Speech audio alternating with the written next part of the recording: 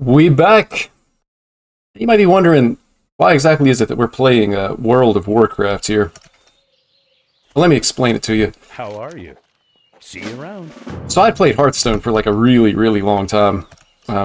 All the way back to the beta. And basically, the long story short, is Hearthstone fell off in a really, really big way. For me personally, it's all a matter of opinion, but yeah, Hearthstone, I just really wasn't enjoying it. I haven't touched Hearthstone in like, I don't know, 2 months, something like that. And I've been really happy with not playing it, to be honest, which is kind of sad. But I started thinking about Hearthstone, and I wasn't necessarily really enjoying it anymore. And so I thought to myself, how come I don't like the game? What's going on? And one of the things was, it was a large financial commitment for me.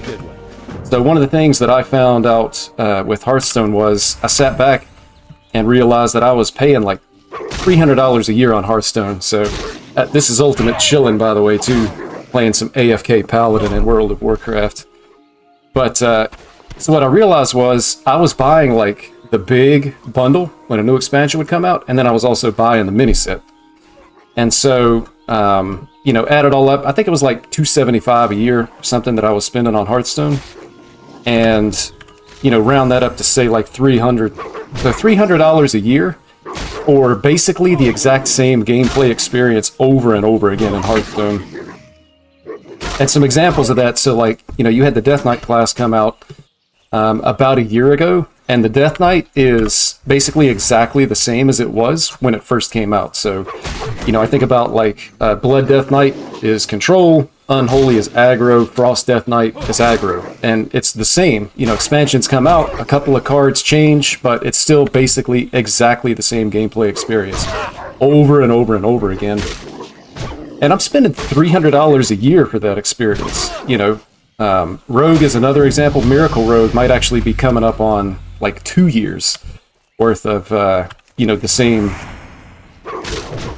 thing. It's just Miracle Rogue. And yeah, they did kind of add in like Mech Rogue, but Mech Rogue was another thing that I just really, really didn't find enjoyable. Hey, Cax. Nice to see you, brother. But so like with the Mech Rogue, the biggest issue that I had with that is they were pushing randomly created wins. Like, it all came down to what spark bots you actually created, and more specifically, did you create Wind Fury? And there were a lot of games that if you did, you win, and if you didn't, you would just lose. It was 1 out of 7. So the developers are pushing more of like these luck-based outcomes that became stronger and stronger. I called them randomly created wins. I saw it quite a bit. I think the very last game of Hearthstone that I played, like while I'm playing, I actually thought to myself, this is a great game of Hearthstone. I'm calculating damage, checking my opponent's damage. I set up a 2-turn lethal, and then I set it up so that my opponent would not be able to kill me. I knew what was in their deck. Everything was fine. I'm like, this is great. I'll win in 2 turns. The issue was, my opponent randomly created a copy of the Scourge that came down on turn 6 because it was also discounted, and it won the game for him on the spot. Not only was it a board that I couldn't beat, they were going to kill me the next turn, and I'd set up a 2-turn lethal. And then on top of that, they got the undead that was the Shaman undead, the 3/8 that has lifesteal and reborn and taunt and all that kind of stuff. So they basically won the game from a randomly created and discounted Scourge. And that's just not compelling gameplay to me in any way whatsoever. I think about the Warrior class, it was worthless for probably the majority of a year. Again, same gameplay experience. And so with me personally spending so much money on it, that was kind of like the bare minimum amount of money that I felt like I could spend, because I always wanted to have like a full standard collection. I want to play what I want when I want. I don't want to have to not be able to play a certain deck because I didn't have the cards. And standard was the only mode. And so, I was spending that $275, $300 a year to maintain that collection. Plus, I was having to play the game a lot because I was having to buy a lot of packs with gold as well. And then, like, for the same experience over and over and over again, it wasn't good. It wasn't compelling anymore. So developers are going away that I didn't like. And then in addition to the fact that the game just wasn't changing. And on top of that, finally, a new expansion does come out. And they spend like 4 or 6 weeks hyping up, oh, hey, there's all these brand new cards. Look at how cool they are and all this other kind of stuff. And then, you know, you play the expansion 2 days, 3 days, and then immediately they start changing the cards. And it's almost like a bait and switch. You know, immediately they start nerfing cards. Before they really even have enough data to know whether the card is too good or not, they start changing stuff. So now it's like, you know, I spent this money expecting to be able to play different things, like a different way to play the game. And now that's being basically taken away from me, and I'm being given like dust to craft cards that, you know, I don't need because I've already got the full standard collection. So if you already have the collection and you don't need the dust, there's really no compensation. You've just lost gameplay experience. And you don't really get anything new because, again, I've already got all the cards. So for me, Hearthstone just absolutely fell off in a big way, man. And it feels like there's a lot of people, I felt like, in the community that were almost like developer apologists, I guess you could call it. Where they were saying, well, the developers are great, but it's the suits. You know, they're the ones that are making the game bad, and, you know, if you don't like the monetization and whatnot. And, I mean, for me, when it comes to me spending money on products, nobody gets a free pass. Like, I don't know if that's true or not. Maybe it is, but, I mean, come on. At the end of the day, the developers have to take responsibility for what they're responsible for, and the suits take responsibility for what they're responsible for. So anyway, after Hearthstone, I started seeing Diablo 4 on sale. And maybe it's just me, but I have never seen or never noticed a franchise as big as the Diablo franchise release a new game and it start going on sale within just like a couple of months. Like, Diablo is an absolutely massive, massive franchise. I feel like the majority of all gamers have heard of Diablo, and I feel like the majority of all gamers have played at least one of the Diablo titles, and maybe more than one. Just a highly recognized franchise within the gaming industry. Brand new game comes out. Immediately, people are quitting the game in a very, very short amount of time. Developers can't figure out why. They're totally confused. They don't understand why their game isn't fun. And so they start putting the game on sale for like 40% off. Like a brand new major title, AAA, massive, one of the biggest franchises, most recognizable in the world, immediately on sale. So anyway, I thought, well, let me give Diablo 4 a chance. And I, skin bracers. So I started playing a little bit of Diablo 4, and I played it during like the Server Slam weekend when they were testing the servers before launch, and see you later. I enjoyed it, but not so much that I was like, yeah, let me go ahead and pay $70 to buy it. And then, of course, you know, you start to see the negative feedback come out, and, you know, kind of the community reaction to the game. So, you know, I held off, but then, you know, new season comes out, the game is supposed to be better. So I'm like, all right, let me check out Diablo 4. What can I do for you? So I bought Diablo 4, and thank God I got it for $40 off, because that kind of felt like another disappointment, you know, from really Blizzard being a company that I've loved for the entire time that I've, you know, played their games. You know, I've always felt like I've had a way to be able to have fun in Blizzard games, and I really liked the company and felt like they put out good products. But you know, I played Diablo 4, and, like, to me, there's still just a lot of issues with the game where it's not enjoyable. Like, just not...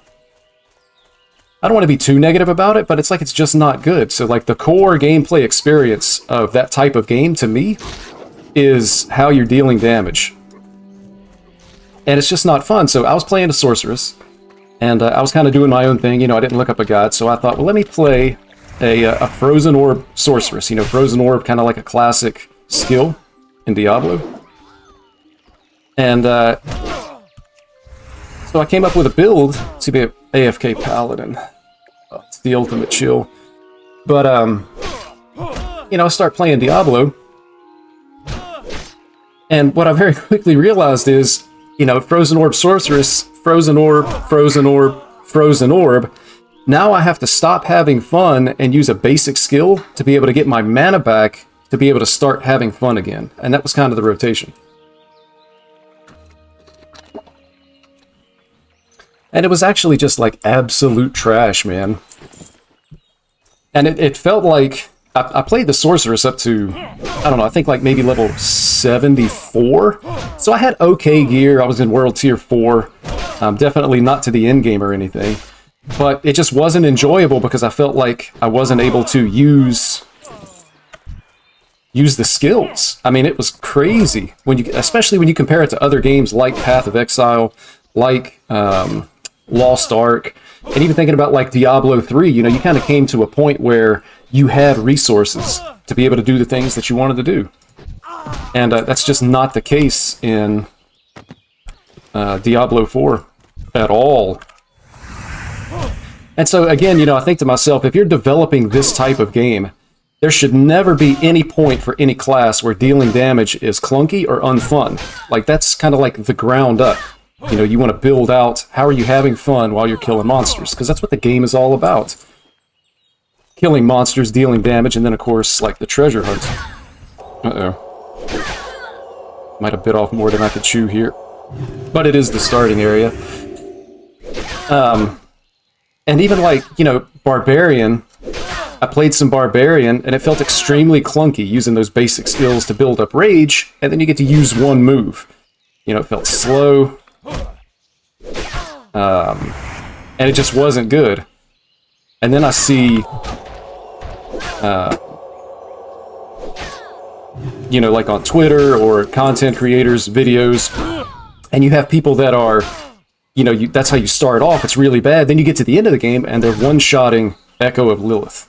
So you go from like one hogwash to the other hogwash on the other extreme. Like one-shotting what's supposed to be, you know, a tough boss isn't really fun in any way whatsoever, I don't think. I mean, I guess it's kind of cool, but how many times are you really going to do that? You know, you do it once, make a video of it, and put it on Twitter or X or whatever. But that's not something that you're going to do over and over again. And then on top of that, like, the treasure hunt wasn't fun either. You know, gear didn't seem all that compelling. Paragon boards were not really all that compelling. You know, you're choosing between, am I taking 5 dex or 5 intelligence? Just like stat bonuses doesn't really change the way you play. So, you know, Diablo 4 didn't really seem all that good either. Thank God I didn't pay full price for it. And I'll be really skeptical when an expansion comes out.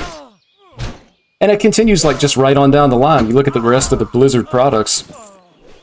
You know, I was thinking about, like, StarCraft 2. It's basically dead now anyway. I don't think they're supporting it all that much. But it's supposed to be a strategy game, you know, real-time strategy, but strategy is secondary to, like, hand speed. It's like a hand speed simulator. If you can't move your fingers 100 miles an hour, it doesn't matter if you understand the strategy of the game or not, you're just not going to, you know, be all that successful. Which is sad because, again, you know, that's another genre and another game that, you know, I enjoyed. But just ain't it. And then they started doing weird stuff, like they were re-releasing old games, like you had Warcraft 3 Reforged and you had Diablo 2 Resurrected. And, you know, those games were great in their time, but I don't think they really hold up to, you know, what you would expect from a modern game. You know, it's kind of like reskinned graphics, still the same core gameplay, but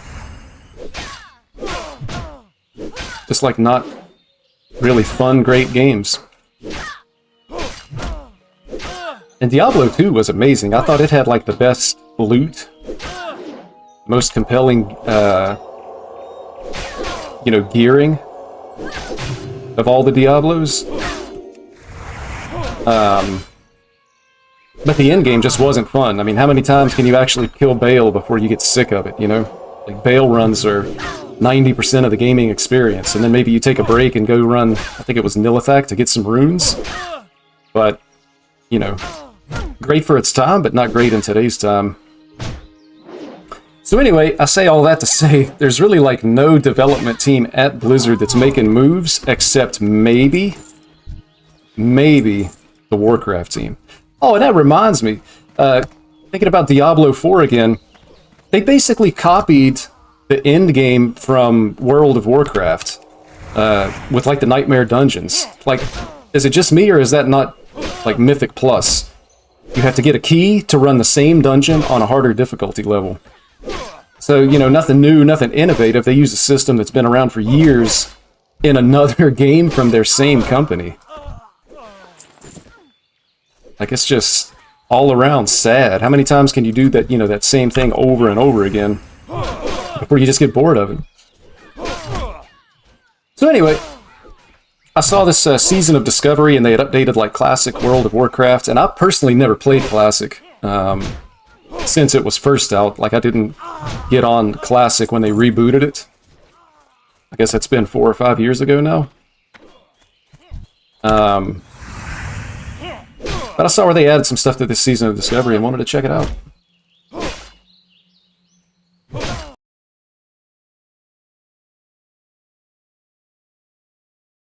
Maybe the World of Warcraft team is making moves. If they are, they're kind of like small moves. Like, how compelling is this actually going to be? Uh-oh. Cutting it close on this one. Talking too much and not paying attention to my health bar up here. But, it's just not... It's not great.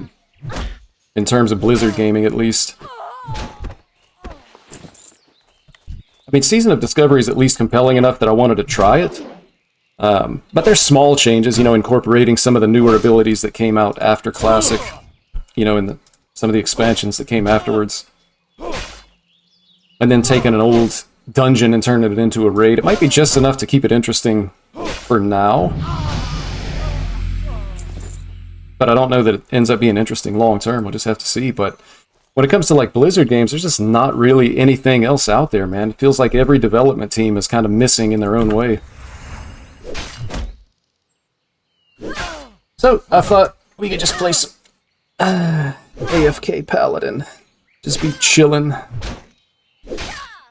Which is what we're doing here. I think it'll get a little bit more exciting as we start to open up abilities and whatnot. Like Crusader Strike, which I'll be able to do soon with this. I think I have to go and train Judgment first, which should be available now that we're level 4. But yeah, overall Blizzard Gaming just not really in a good spot.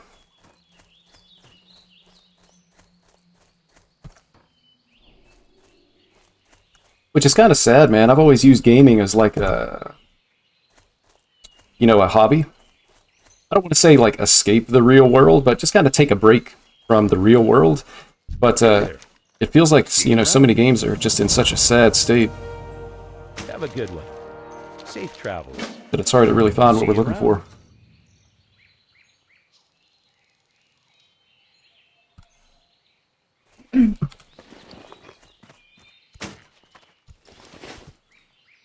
Gotta go get some training here.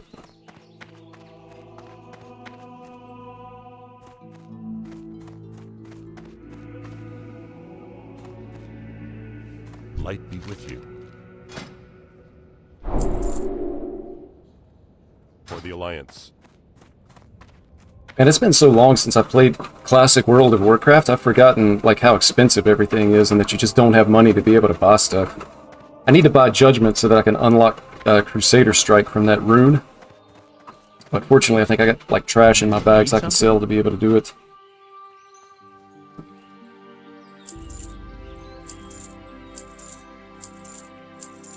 The other thing I like about Classic, I would assume that like people are making add-ons for Classic, which I do have one add-on that like shows the quests and stuff, but I was always like a add-on minimalist when it came to World of Warcraft. Like I see, now one thing I do like though is like the Race to World First. I like watching that, but when you're looking at the point of view of those top players, they got so many add-ons all over their screen you can't even see the game. Greetings. And they've got like weak auras telling them like what to do and when they need to do it. Like to a certain extent, they're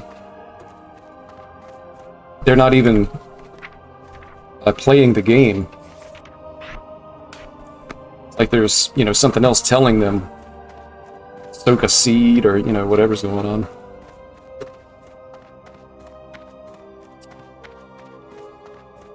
Ooh, I'm gonna get this name awful, man. The Celix. Have you quit Hearthstone or just don't like the meta?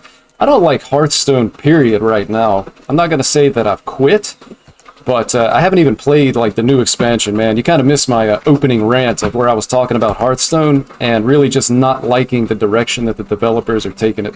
So, you know, like, new expansion comes out and a lot of the classes stay the same. Like, Death Knight is still basically exactly the same as it was when it came out a year ago. Miracle Rogue is basically the same as it was, you know. A little bit different cards, but still the same basic idea and basic play style. Funny. I would buy the big pre-order, which I think is like the same. The gameplay experience is the same. And then just a couple of days after the expansion comes out, they immediately start nerfing cards and basically taking away these new things that they spent 4 to 6 weeks hyping up. Oh, hey, new cards. Make sure you get your pre-order. And then you get what I would call luck-based wins, like randomly generated wins. You know, your opponent creates a copy of the Scourge. Mech Rogue creates a Wind Fury Spark Bot. You know, you just kind of lose on the spot. Things like that. It really wasn't enjoyable, and even less enjoyable considering the amount of money that I was spending on it. Which is kind of a curious question. So I was saying a little while ago, I was spending like $275, $300 a year on Hearthstone for, again, basically like the same experience over and over was what it felt like to me.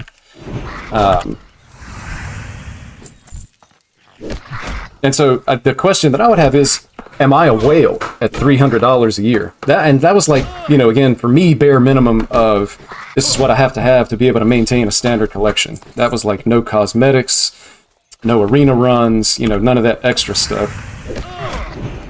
And $300 a year sounds like a lot. It's got to be above average, so I guess maybe that does make me a, or what I thought I was getting out of it.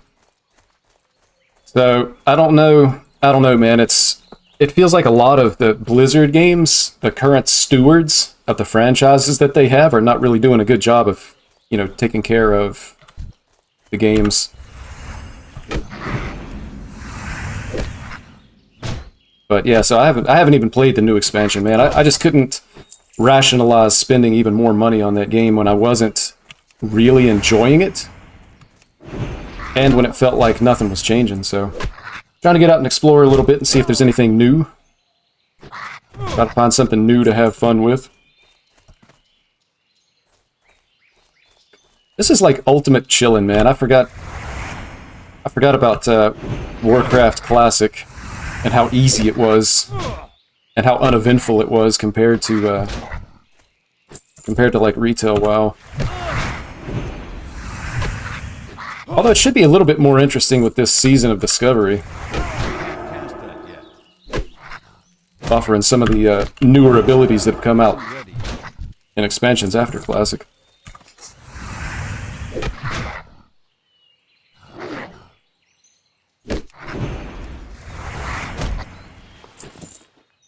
And I actually have to sit down and drink.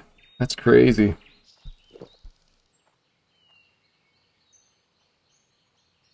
But yeah, so that's like, you know, Hearthstone, just coming home and losing to randomly created cards after a long day of work just wasn't really good. Oh, I think I'm done with this. Just paying attention.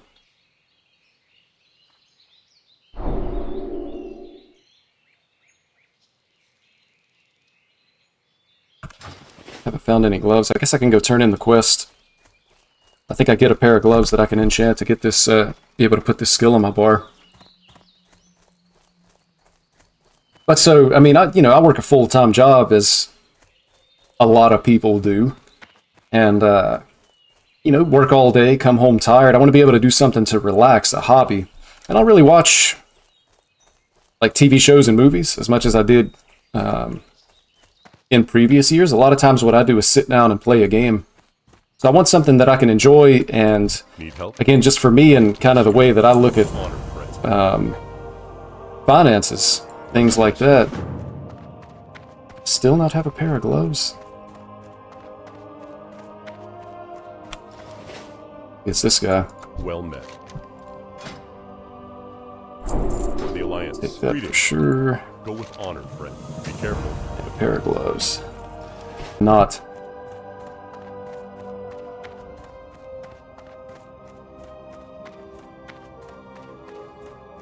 Does anybody have any input on the new expansion? Like, is it worth coming back for? Is there anything different, or is it still just exactly the same stuff over and over again? And even like when they introduced the Death Knight class, it was supposed to be, hey, here's the Death Knight. It's going to be great for deck building. We have blood runes, we have unholy runes. And then it ended up being like the exact opposite of that, which I can't believe, you know, they didn't figure it out in their internal playtesting. Blood Death Knight is control, and it's always going to be control.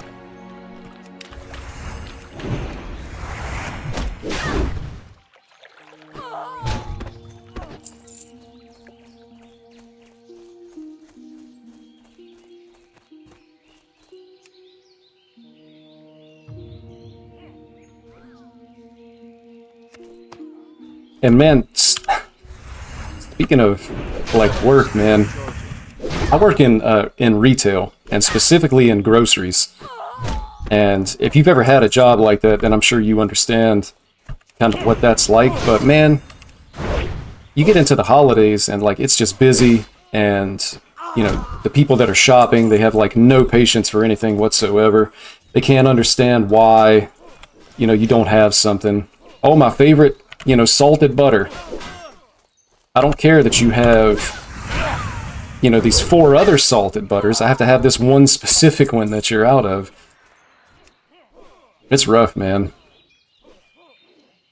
And I guess every job is probably going to be like that. Like as far as the frustration factor. But man, retail is just rough. And then it's made even worse by like the people that you work with. Like the job is basically the easiest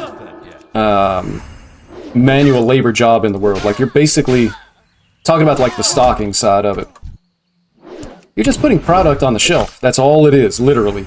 You're transporting product from one place to another place.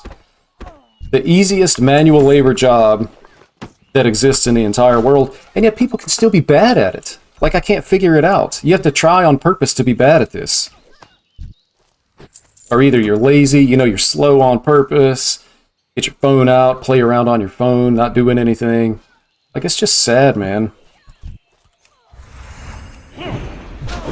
Really sad. And so then you have, you know, you have the majority of people working are like underperforming what feels like on purpose. And then you have, you know, a very small handful of other people who really care and they're trying to do a good job. That's basically killing themselves trying to keep up.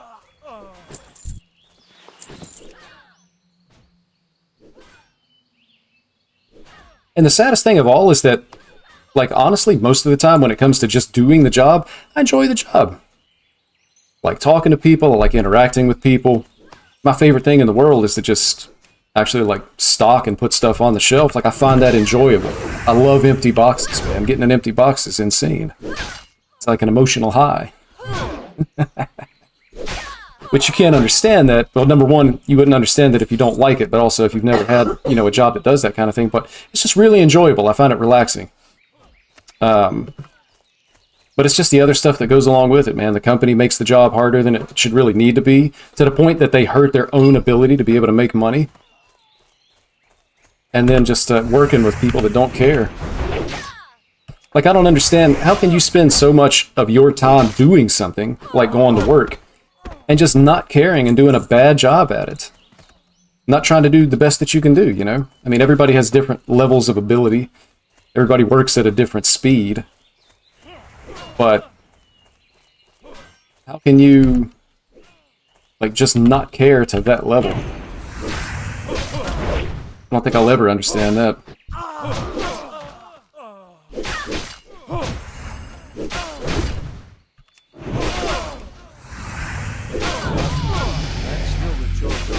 Ooh, with the clutch level up. I might have been in trouble here with these 3 guys, but the level up topping off the health is pretty good.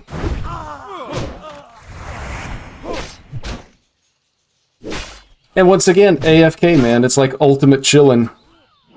WoW Classic Season of Discovery. No hands. I don't have a target. Talk about a relaxing way to be able to come home after work. What am I doing over here? I gotta go kill this guy. I got so involved in the routine of just killing stuff that I didn't realize what I was even working on. Well, that reminds me. I got this guy. Check this out, man. So I've played a little bit, up to like level 10, on a couple of different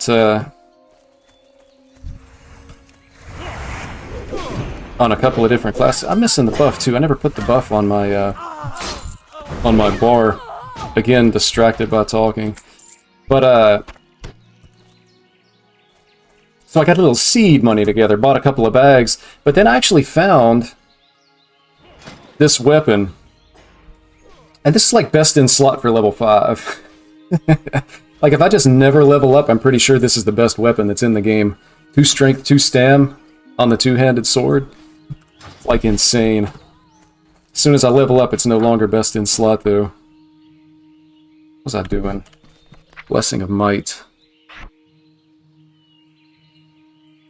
And we'll put it on X. 5 minutes. It's unfortunate. I have to remember to continuously use that thing. I haven't played retail WoW in a while either, but I think they made the buffs last longer, right? Like, doesn't everything last an hour now or something? 5 minutes is kind of tough.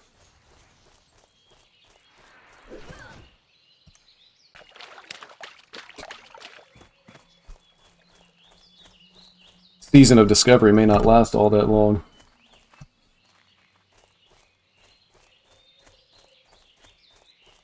It is enjoyable though, man. I got a lot of good memories of classic WoW. Used to play with some of the people I worked with, back when the people I worked with were, Have a good one. you know, enjoyable to be around. Safe travels. And I say that because, not to be mean, but, you know, going back to people not caring about the job that they're doing, it's just hard to be around people like that. Like, I just don't understand their life philosophy. Light bless you. I guess I can hit this turn in and then, time to kill some more kobolds here.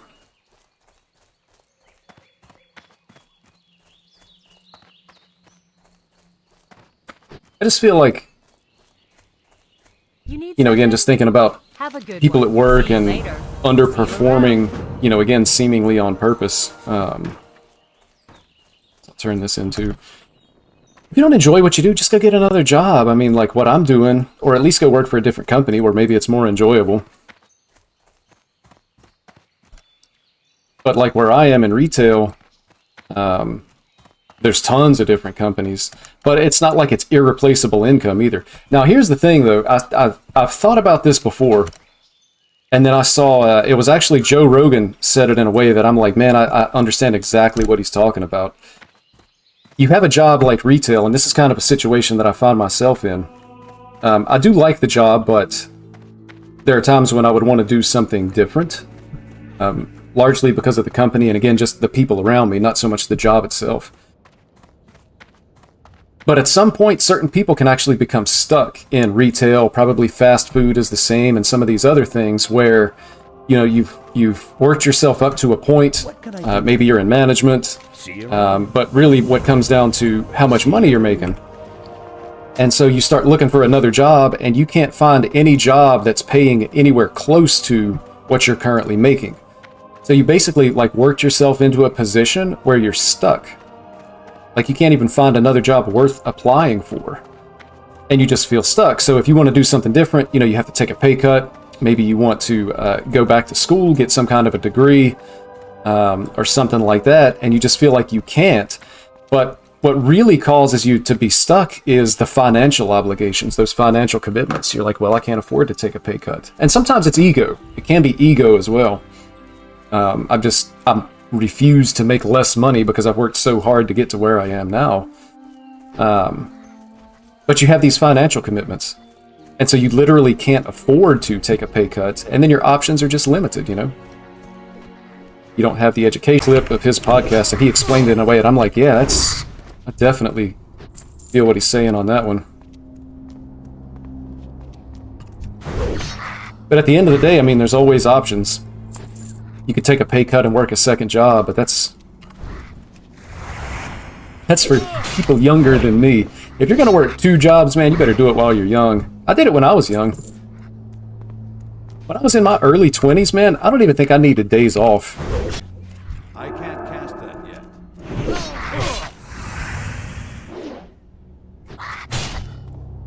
But so for some people, I guess, and typically it would be for like the higher performers in these types of jobs, you just work yourself until you get stuck. Like you think you're doing good, but maybe you come to a point where you just don't want to go any farther. That's kind of how I am. So I'm in retail, and I'm a manager, but I don't want to go any higher. You know, I don't want to be like an assistant store manager. I don't want to be a store manager. Like the headaches outweigh any kind of financial gain that you would get out of that. But I've come to a spot where, I mean, I can't even really complain about the money. I make what I would consider to be decent money, you know, for the area that I live in and the cost of living.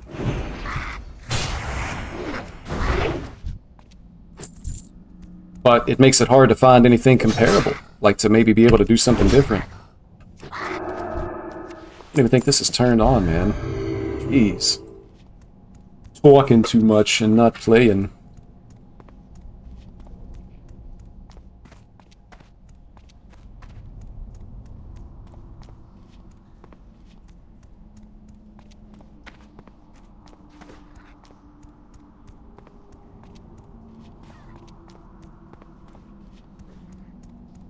But I will say, working a job like this, like the people that you're working with can make for some really funny moments too, man. Like some of the stuff that I've seen, you would just assume that it was being made up. Like this can't be real.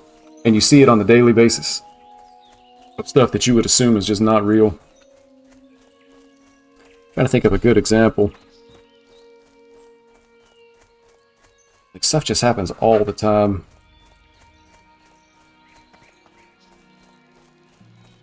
We got this one guy where I work that this guy, he loves hours. He really loves overtime. But the guy just doesn't get anything done. It's like he never finishes any one thing. He'll start something, and then he'll start something else, and then he'll start a third thing. Never finish any of the 3 things. And on top of that, you know, he's like, stays late. Like you have to look around to see if he's potentially hiding somewhere. Still on the clock. Funny, man.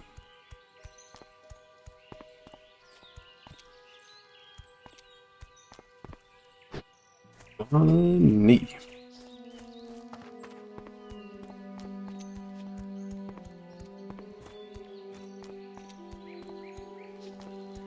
So one time there was Hey there.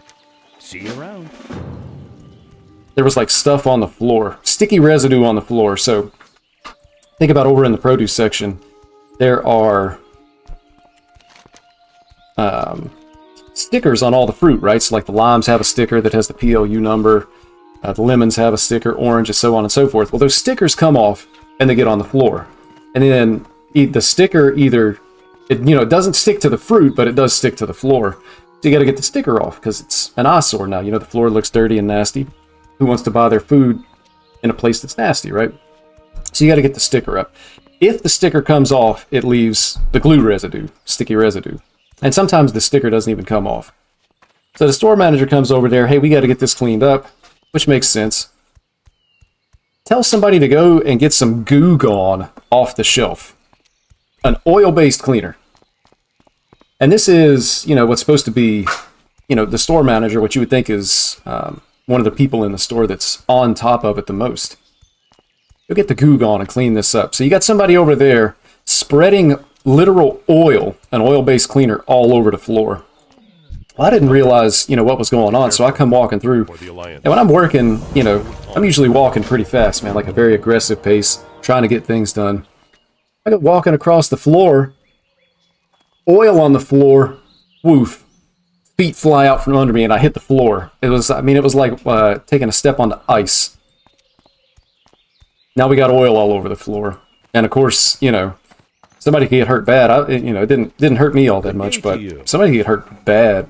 Hit your head on something, break your wrist if you land on your wrist, stuff like that. Like, that's the kind of stuff that you see just on a daily basis. On top of, theft and confrontations in the store and a bunch of stuff like that.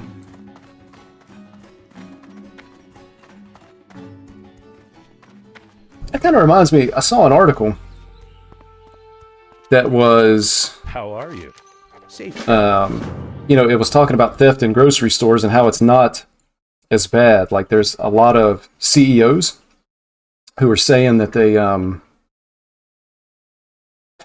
theft is up and it's...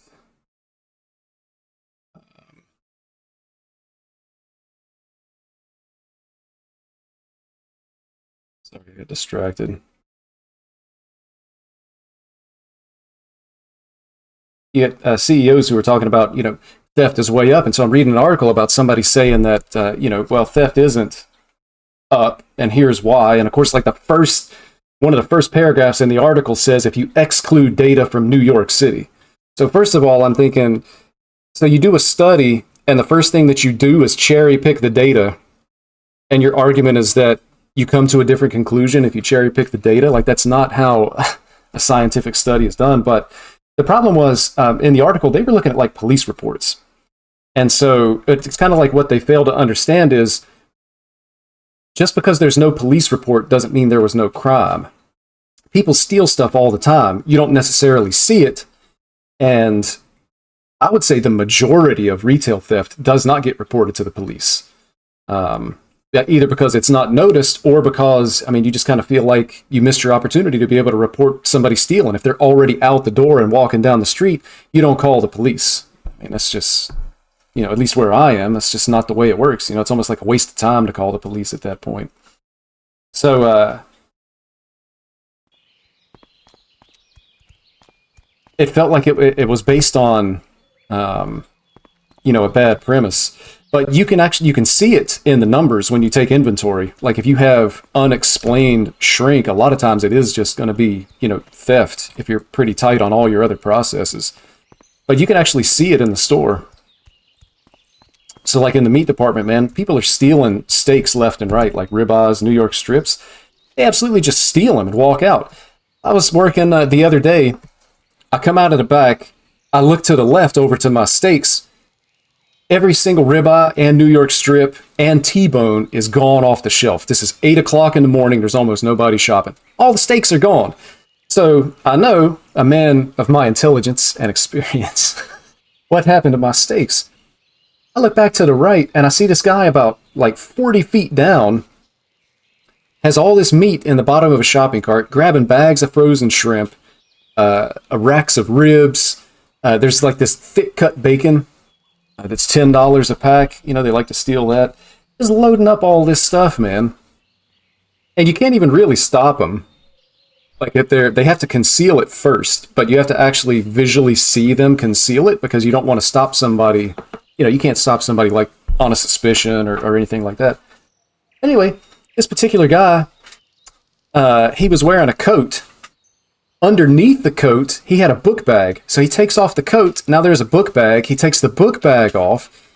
And then we saw it on camera later on. He stuffs all that meat in a book bag and then walks out wearing the bag with the stuff concealed. And if nobody sees it, you can't stop him. Hundreds of dollars worth of meat just walking out of the store. No police report, no, paperwork of any kind, but the theft is there. Like, theft is definitely worse. You just see it. And then you definitely see it in the numbers, like when you take inventory. Alright, what are we doing here? Oh, I remember these. Yes, I'm gonna go kill a couple of mobs, hit level 6, get some training, and then I think I can ease on down to Stormwind and be able to pick up an additional rune here. I think it's the Interrupt, Hand of Reckoning. Let's kill a couple of things. Hopefully you can beat the guy that you have to fight in Stormwind at level 6 to be able to do it.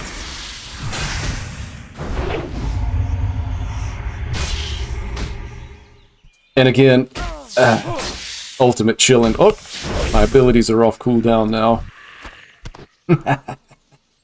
Good old classic WoW. Looks like I'm gonna have to kill a couple more things.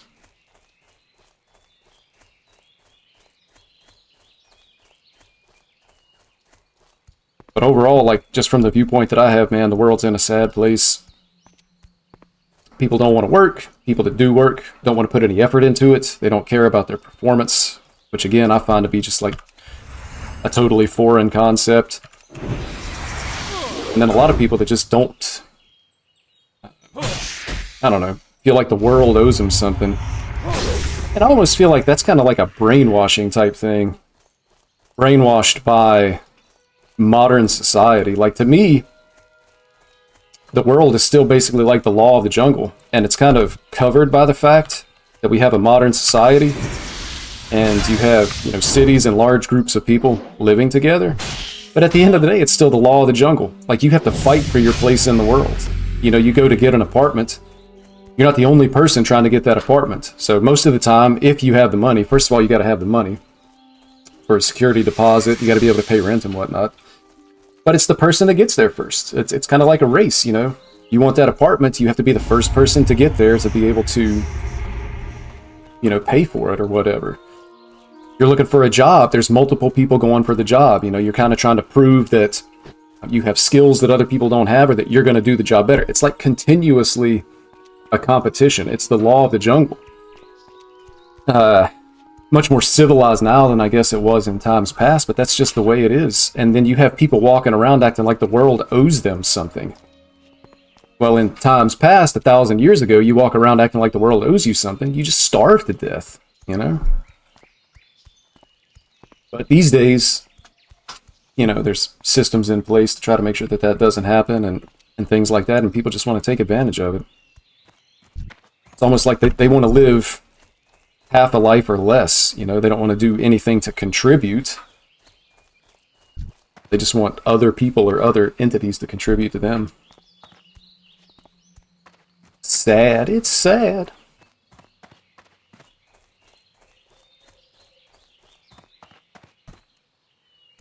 I forgot to get the Paladin training. I guess I can get it up in Stormwind. Again, talking too much.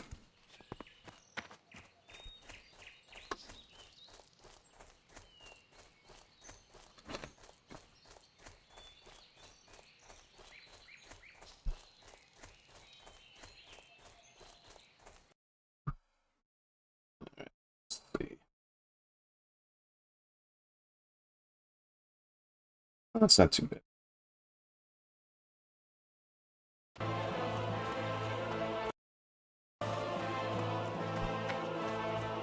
Alright, so Paladin Trainer. I have to ask somebody where it is, too. Light be with you. I'll lead in. Light Oh, yeah. Back in the cathedral. That makes sense, too. Man, it's been so long. I haven't played classic World of Warcraft in like 20 years. It's so much different than it used to be. Or, I guess it's so much different from retail. I haven't really played retail all that much recently either, though. I think the last time I was playing retail was when Shadowlands first came out. Sire Denathrius was the kind of like the final boss at the time. You need something? See you around. Have a good one. But that's almost like a different game than what you experience in Classic. Like, it's just so much different.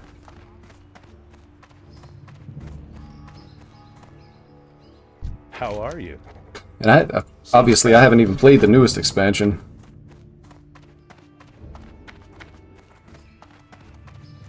I thought about it when I realized they were introducing a new class, man. Like, that's got to be their go-to for, hey, we need a bunch of people to, you know, resub and buy the expansion. It has to be... I'm in the wrong place. They have to think new class, because new class probably brings everybody out of the woodwork. I have to go to the outside here. But that's how you get people interested in WoW again, is new class. And really, like, when I think about Season of Discovery, it's almost that same kind of concept, because allowing people to play with skills from later expansions in Classic, it's almost like a new class. Hello. So like Paladin, for example. See you later.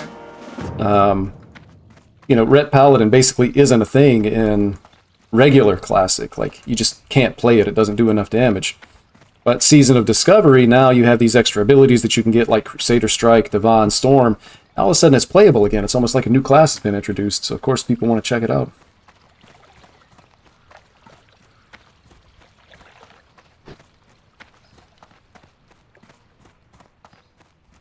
Open for business. Light bless you.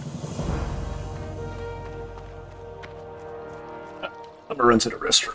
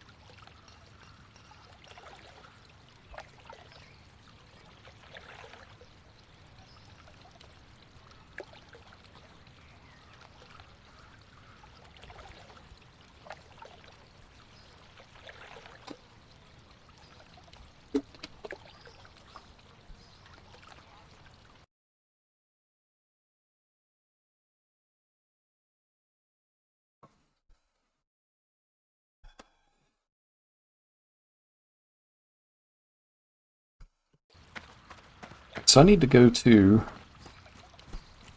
the park. So one of the things that I noticed that I didn't really enjoy about Classic was I don't want to have to read like the quest text to figure out where I have to go for the quests. So I did download one add-on. This is Questy. Just because it's not compelling to me to have to read quest text. I don't find that to be all that enjoyable. But being able to accept a quest and then knowing where I need to go is a lot more enjoyable. Plus, it's just time-consuming, man. Like, you gotta read, okay, where am I supposed to go? Now, where is it? And you have, if it's in like an undiscovered area, it can take a long time to figure out what exactly you're supposed to do to be able to complete the quest.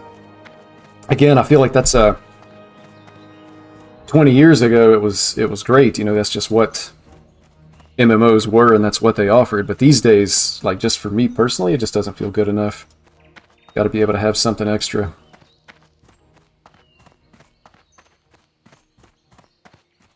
Got to have a little bit of help to keep the it's like a pacing thing, you know? Be able to keep the pace that you're going to be able to enjoy. You know, I can't just stop and be like, what do I do? Oh. South and east, okay.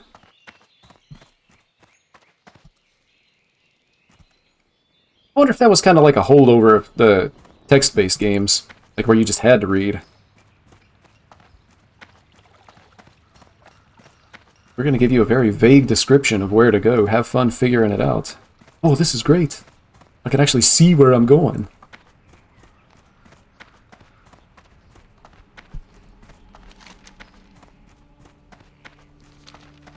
I came straight to the park, but I guess I need to go over to the Paladin Trainer first.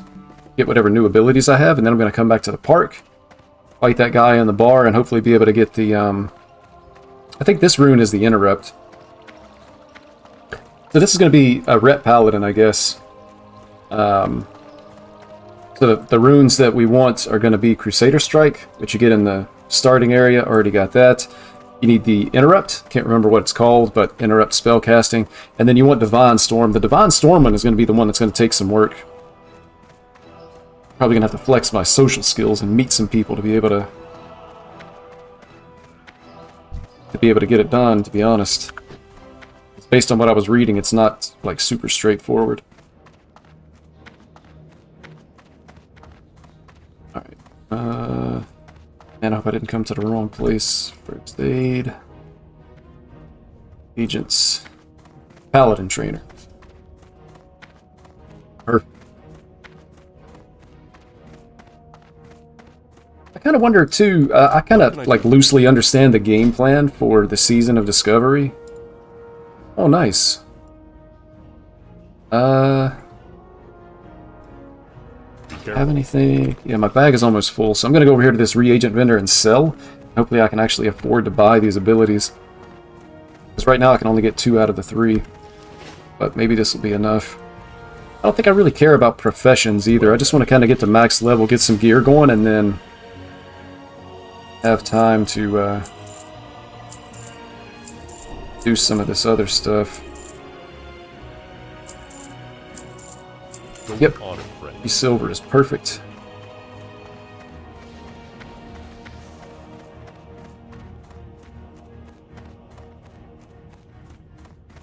But I wonder, like, how long is level 25 going to be the level cap? Because it seems like you can get to 25 relatively easily, even in Classic, where the leveling is so much slower. The Alliance. So, you know, if you're Blizzard, how long do you let it go on? 31 attack power. Attacks 40% faster, but deals less damage. You want that on the bar. What else did I get? 2. Yeah, see, look at this, man. It stayed rank 1 on my bar. I remember this from, I want to say in the original Classic, like, you would have all the ranks in your spellbook. Maybe that's not right. I don't want to cast it. I just want to put rank 2 on my bar.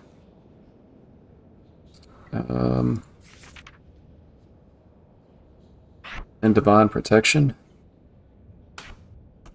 Emergency button over here.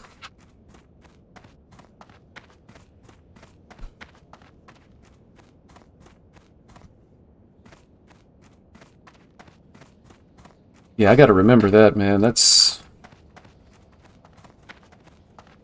Forget about that. That's tough.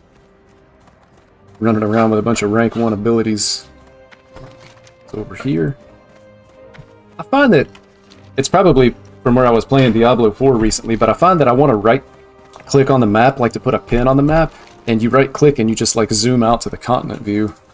Right-click again to the world view. I wonder, would it benefit the gaming industry to have like a standard for stuff like that? Like every single game that's made, if you right-click on the map, it puts a pin on the map. Because different interfaces for different games. I guess it doesn't really matter, but it does kind of throw you off.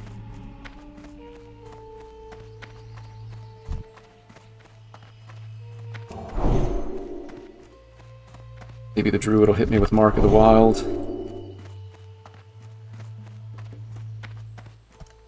Alright, where's the bar over here? Is that it? It's done. Over here.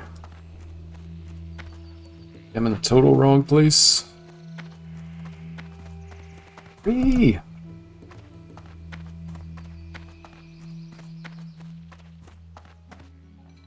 But this looks like a bar, but there's nobody here. So I guess that's not the right place. It's this guy. Oh, this is the guy right here. Alright, let me double check my infos. Let's see. Is oh yeah, Rebuke is the name of it. Speak to the bartender, Liv Bradford.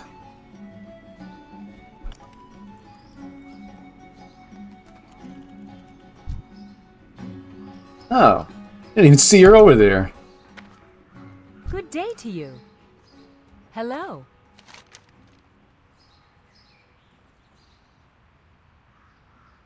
Got to bounce. Have a good one. You're drunk, Stuart. Go home. I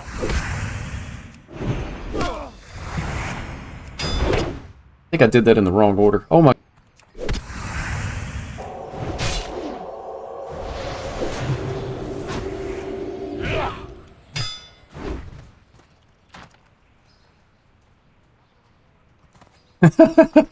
I got lucky, man. This is the one place that nobody ever comes, and this level 25 walks in. Safe travels.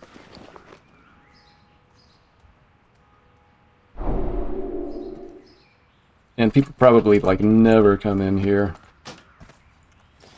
I'm flagged for PvP after this now. I guess it doesn't matter, but that's interesting. Alright, let's see. Get this on the board. Rebuke goes on the legs. Got a crappy pair of cloth pants. I thought I had some mail pants that I equipped. I can't attack that target. Erupt on A.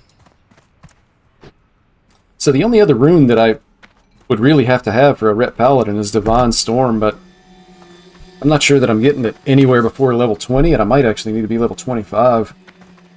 I read something about you can do it with 2 Paladins, but you kind of have to corpse drag. So you run up, pop Divine Protection, die, and then come back and res. Be able to talk to somebody, because there's like maybe elite mobs or level 30 mobs, something like that.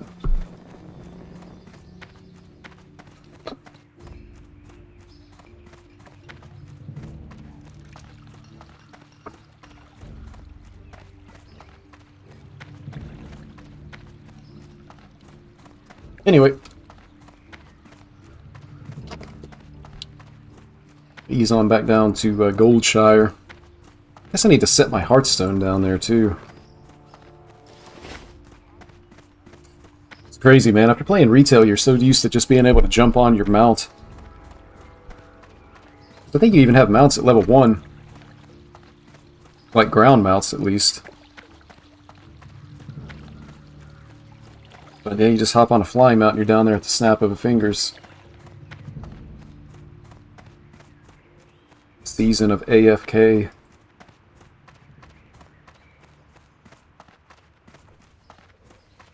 It's pretty cool to see so many people in Stormwind too, though.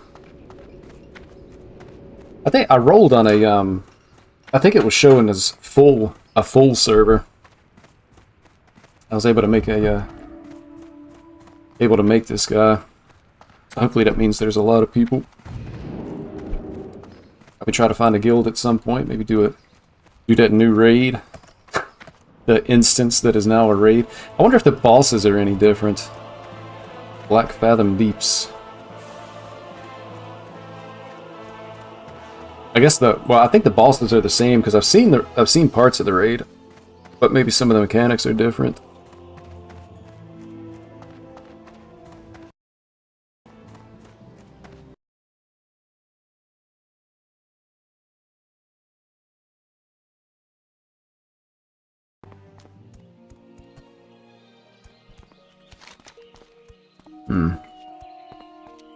So I need to go, I think, so I do kind of remember, like, the questing path that I want to take. I need to go down to the farm first, get these quests, and then I think you kind of do, like, a back and forth.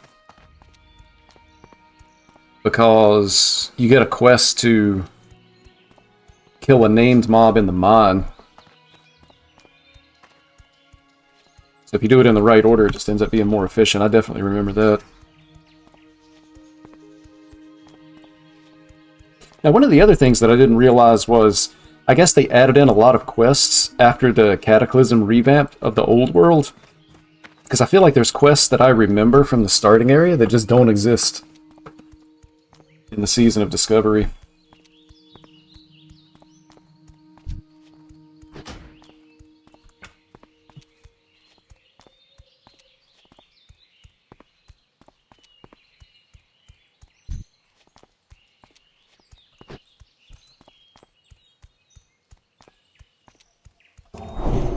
And that's...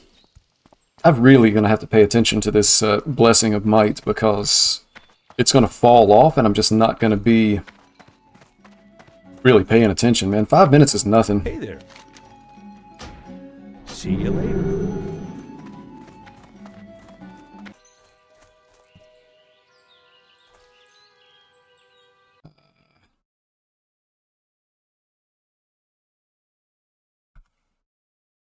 I vaguely remember also from years past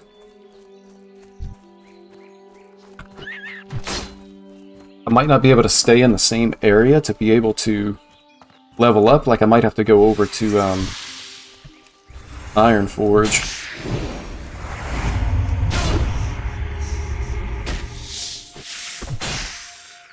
Okay, I need to figure out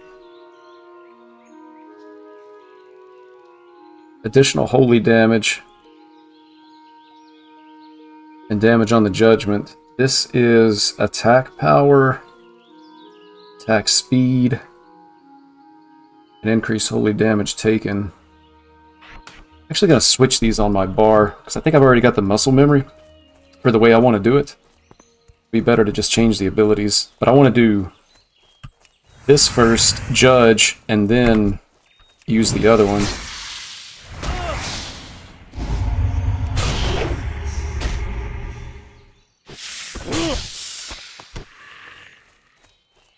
Pretty sure that's the way I want to do it. Seems pretty straightforward. Judge this guy because melee strikes refresh the duration.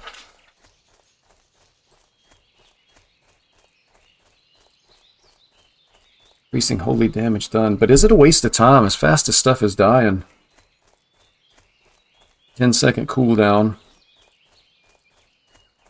Do this, and then the judgment with this is a finishing move. Or do I just want to judge this right off the bat? And do this again?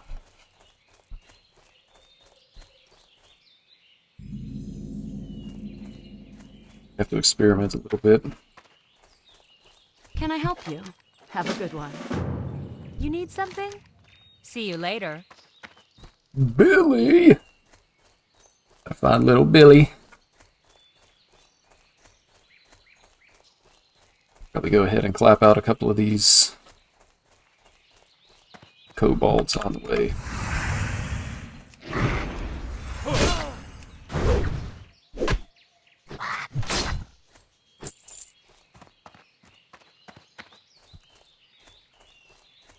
Or one, I guess. I'm not going to go out of my way to kill him because I know I've got to come back.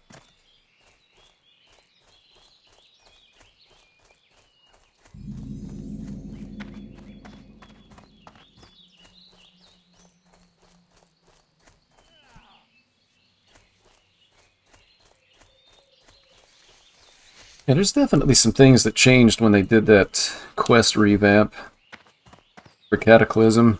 Because I feel like I even remember stuff being in a different place than where I'm seeing it right Good day now. to you. Have a good one.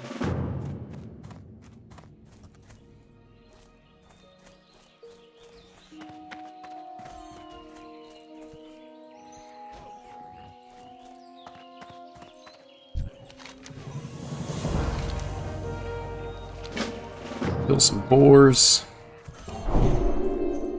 Oh. It's a rabbit. So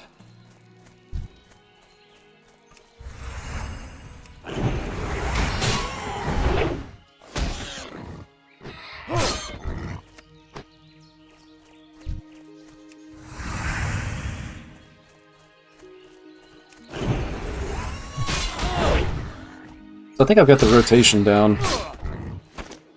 At least for what I have now. Round pouch. I guess I can sell that on the auction house. So I don't really need it. Judge. Immediately I want a Seal of Righteous.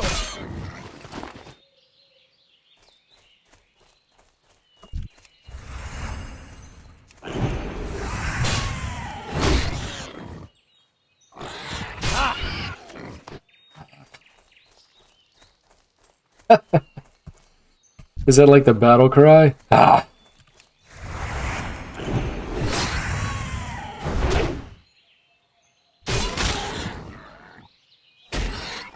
And this is definitely chillin' when it comes to playing, man. It feels like versus retail, it just feels like extremely slow-paced. Ah, awful. That ends up being the case. Like if you run out of mana and just can't use abilities and you're stuck auto-attacking.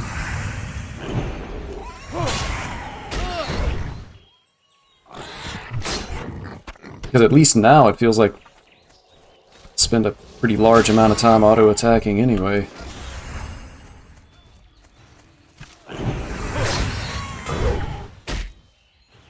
But it's bad when this gets parried, because I don't think I got the mana back.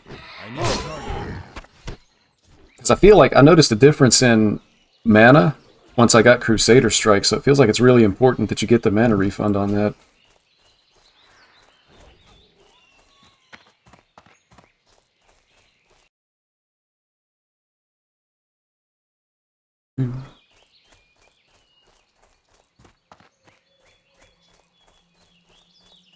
And I saw, I guess people are always going to min-max, but, you know, I was looking into Season of Discovery before I started.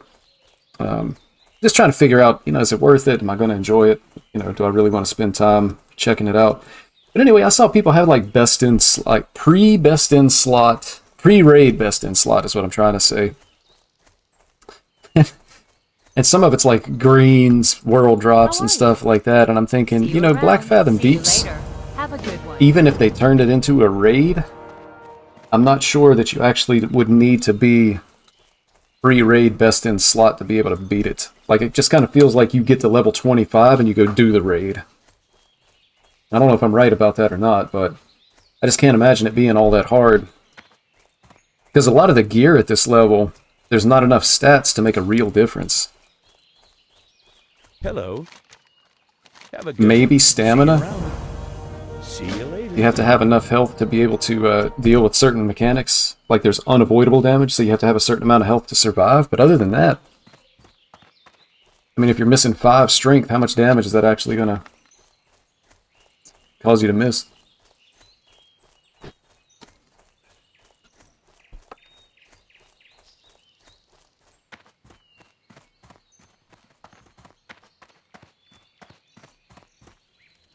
Greetings.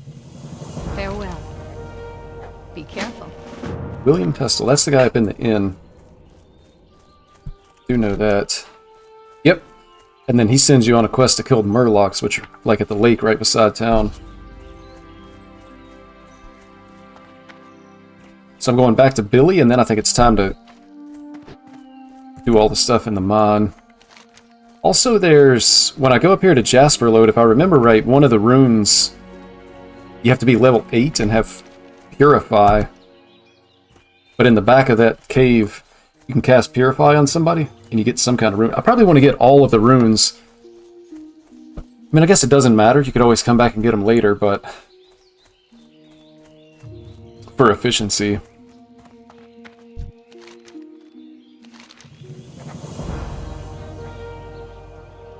Close. That's another thing I find weird of after playing retail for so long and come back to Classic, that you have quests that just don't give a reward that you would want. Like there's no mail reward, there's no cloth reward, it's just leather gloves. So if you're playing a priest, you just don't get an item off the quest.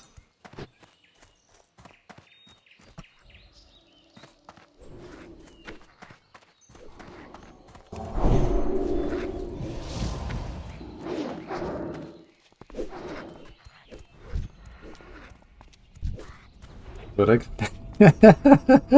they're giving that guy the business, man. I wonder if he got out. Had like 5 guys on him. Man, I think in a lot of areas, like 2 or 3 guys ends up being a lot in Classic. It's like you don't have the heirlooms and whatnot to be able to...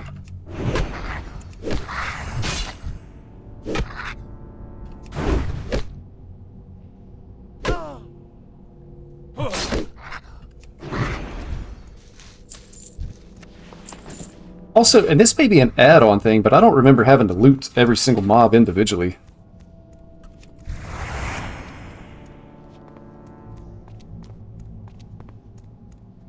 It's a little bit of a bummer, too.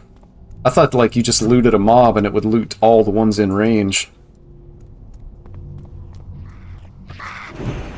That spell isn't ready yet.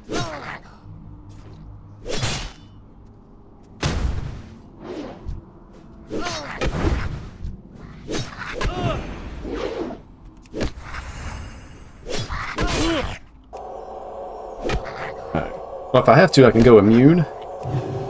And then heal, but it looks like I'm fine here, as long as there's not another respawn. Another ad that comes in.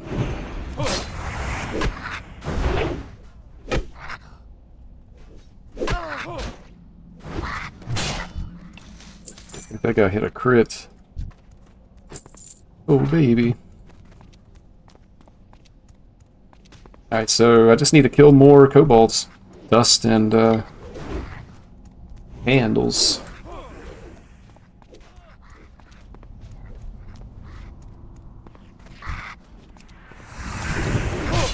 Give me your candles. Man. That's another thing I don't miss is the mob tagging.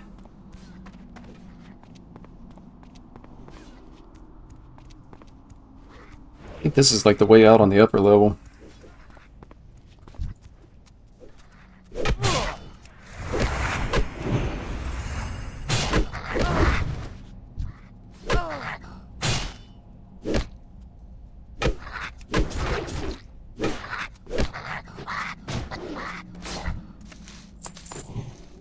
Rock Pally. I feel like I got an insane name on this server too. Considering I was so late like coming in, I'm surprised that somebody didn't take this name, Manifesto. Does somebody not take the name Manifesto? Literally tier S name.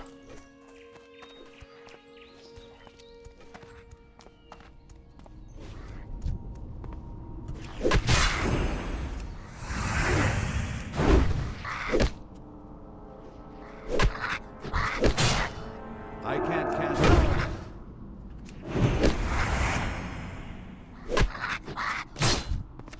it.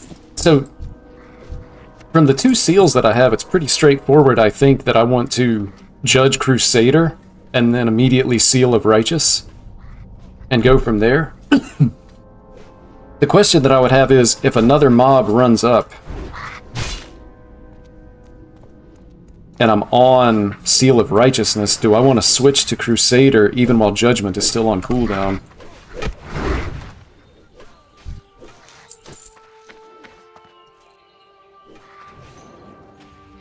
But then again, I mean, with this being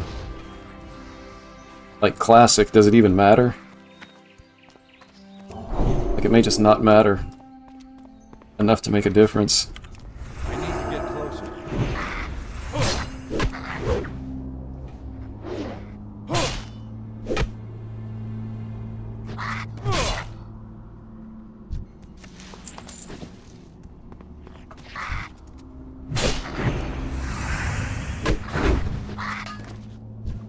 You see, like, the stuff just dies so fast, and I don't know if it's like a low-level thing or what.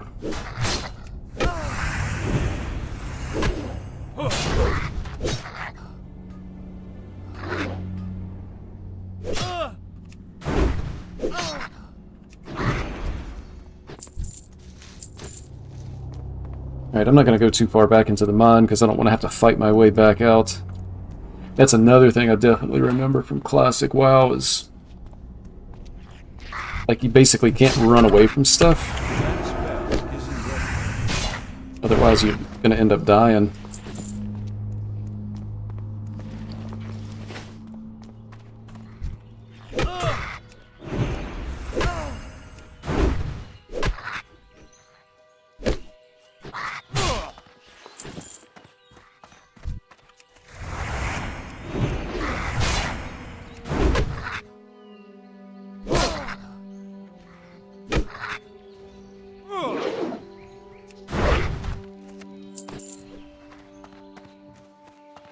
AFK Paladin.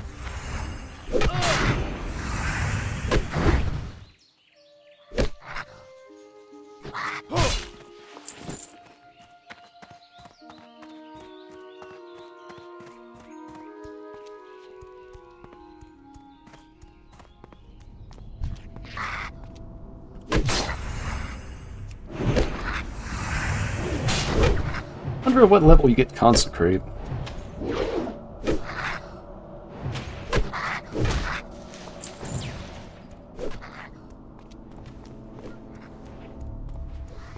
I think Consecrate was a classic skill.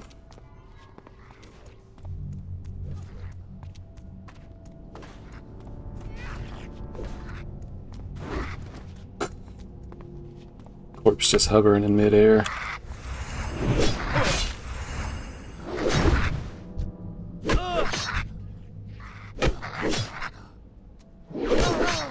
That's still recharging.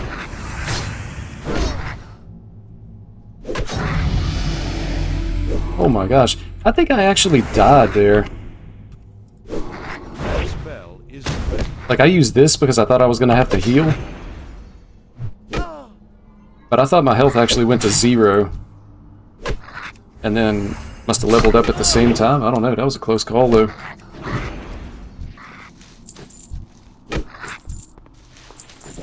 Alright, I need to back out a little bit because I'm afraid the Gold Tooth is going to respawn.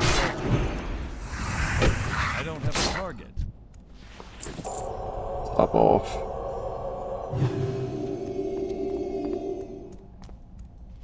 I think we're done. Yeah, we're done with all the quests here. So we can get out. I wonder... Maybe I do the Murlocs and then switch over to, like, Dun Moreau. I can't remember if there's enough experience here that you can just keep leveling. Because I feel like there was a lot less quests in Classic. And so I'm going to run out of quests and not be a high enough level to go to the next zone or something, I guess is what I'm afraid of. The leveling definitely wasn't as smooth. I remember the first character that I played in Classic was a rogue. And I've got very clear memories of killing ogres in a cave. Where was that? Oop, they're on me. It was... And... Was it here?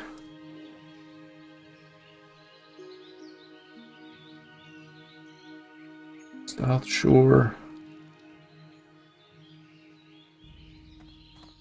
It might have been here.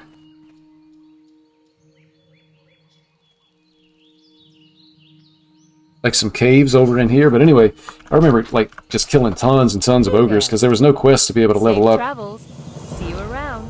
So I would just go over there and grind on my rogue at the time. I don't know if they changed like the questing when it comes to the Season of Discovery, or if it's still just like the classic questing experience with some of these new abilities. But that'd be tough, man, to just go and grind mobs. That was miserable. Original WoW.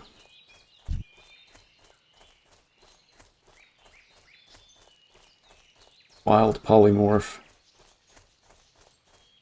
But for the most part, it seems like what I remember, other than just having like the new abilities.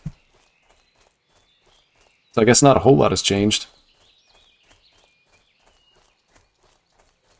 The sad thing is, 20-year-old classic World of Warcraft is more fun and compelling than Hearthstone, Diablo 4, and literally every other game that Blizzard has right now.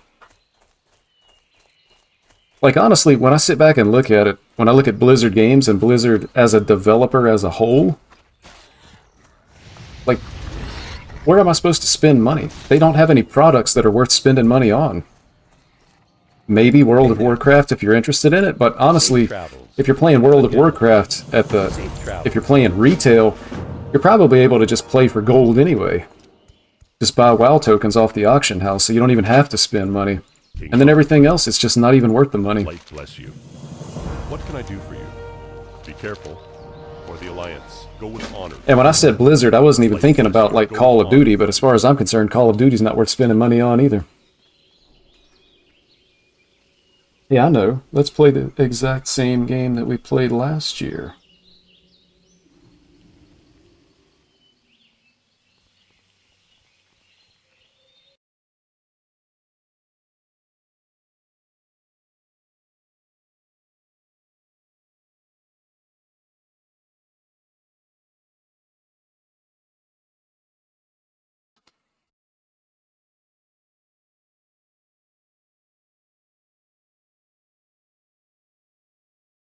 Crazy.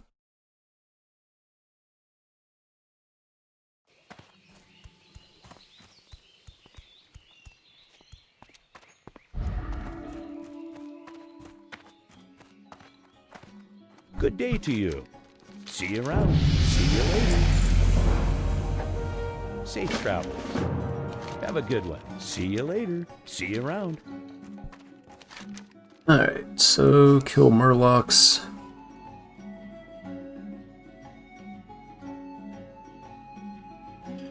Yeah, so I could go and like try to work on some of these quests, but I think I want to kill the Murlocs, turn that in, and then I can go and drop off this shipment, and then just go up to Dunmoreau and do some of the questing up there to try to get some levels.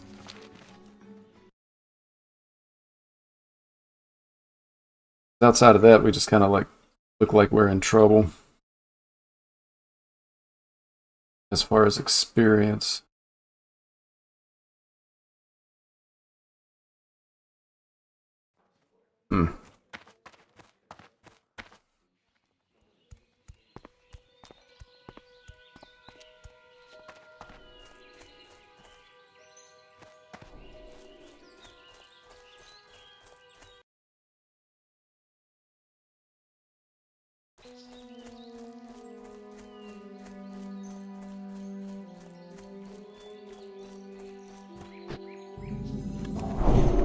And the 5-minute buff is killing me, dude.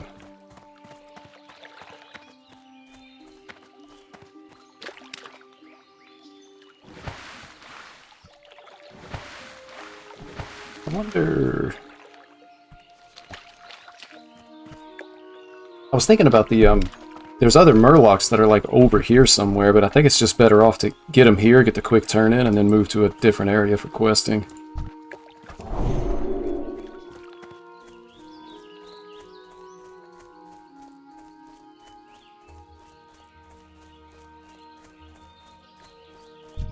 I want to try to... So I've always been like an add-on minimalist. And I want to try to... I don't know, I just don't really enjoy add-ons. For me, this is the only one I have installed right now. This is like a quality of life kind of thing.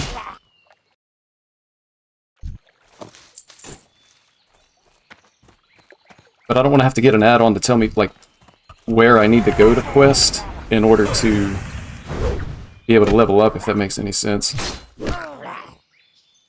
Which I guess is really the good thing about the add-on system, is you can kind of like tailor your own experience. You know, more help versus less help when it comes to stuff like that.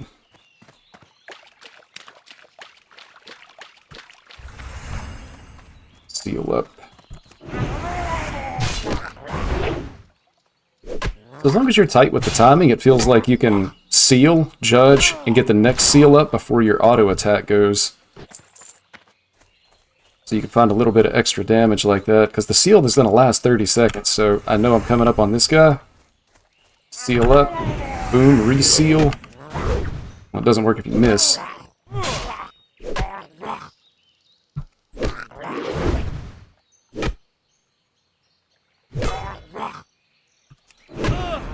I need to start something first.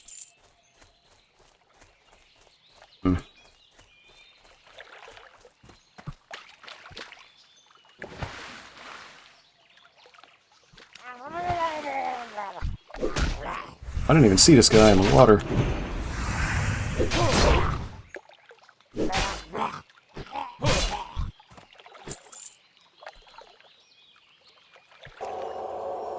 Yeah, I remember this is where you have to be careful in Classic, because you draw like 2 or 3 guys and you just die, and I don't have any kind of ranged attack.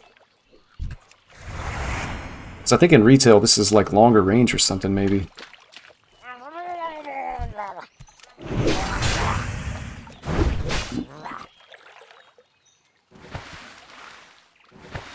3 or 4?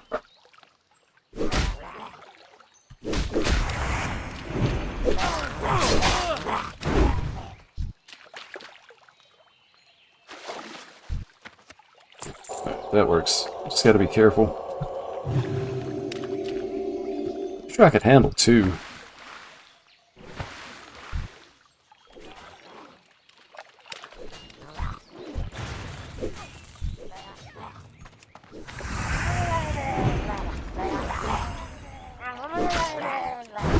You mean evade? I can't do that yet. Yeah, see, like right there, I don't know if I'm supposed to Crusader and judge just like I normally would. I guess you do, because Judgment's off the global cooldown, so you could still just go like you normally would. Crusader, Judge, Righteousness.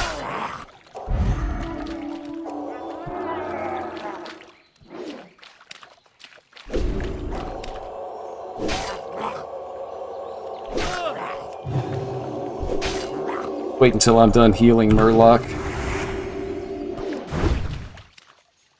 They keep losing aggro on these things, and I don't know why. They're resetting. Classic WoW was just as buggy as it was 20 years ago.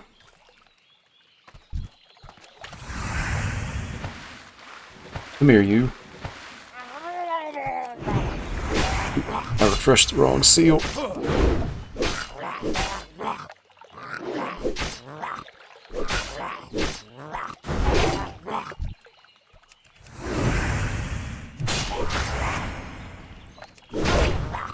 Should be fine here, but if there's another respawn, I think I might just die. That's one thing that's maybe not as enjoyable about Classic, is that particular experience and interaction.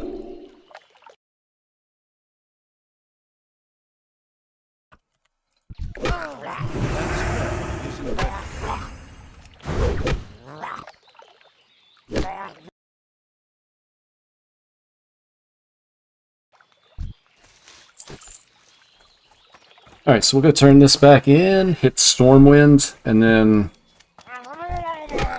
take the train up to Dunmorrow. Make sure we get the Ironforge flight path. And then probably just go and do some questing up there, because this would be doable, but it's kind of pushing it. And then once these quests are done, it feels like we don't have anything else to do here anyway, so I feel like this is probably the right time to switch zones. But again, it's just weird after playing retail.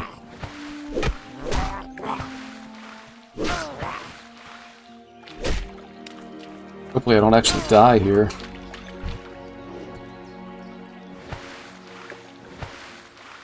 So the Season of Discovery, the mobs are tougher than what you'd be used to from retail. Maybe you're just doing less damage overall. Like versus Classic, because anytime I played this zone in retail WoW, I'm using heirlooms and stuff anyway. But it's kind of nice to not be able to just go out and face roll, too. To have to, like, think about what you're doing and maybe plan how you're gonna go into the mobs. But then, I mean, you know, you got that as a on the plus side, but then on the negative side, then you're like AFK while you're in combat, waiting for your next auto attack. What can I do for you? Safe with no abilities to use. See you around. But maybe that gets better with time. You need something? Good day to you. Forgot I gotta drop this off. 5 minor healing potions though. That's worth it, plus the XP. Ooh, straight south, huh? Glad I opened my map. And see, this is exactly why I do have this one add-on. Because I would have run to this farm, and then I would have had to have stopped and opened up my quest log, try to read about where exactly I'm supposed to go, because in Classic it doesn't actually mark it on the map. So if you're like me and you don't necessarily want to read the quests, I would definitely recommend this questy add-on. And I add some of the modern flavors of modern WoW.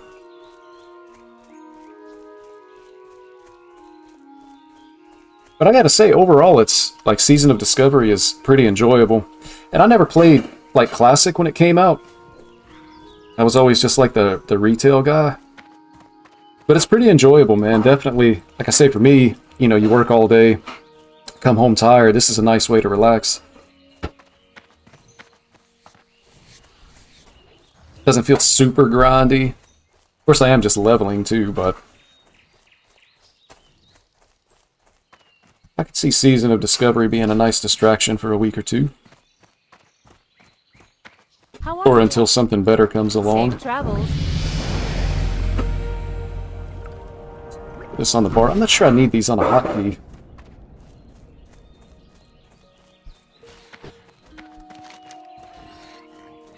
So now I'm going to turn in and then to Dunmoreau. Man, the hour-long Hearthstone, too. So I haven't played retail WoW since Castle Nathria. But I really thought Hearthstones were like a 30-minute cooldown. I guess that's another retail thing. An hour is a long time, man. Like, I use it to go from here to here, and then it's down for an hour. Like, that doesn't seem like a very good trade-off.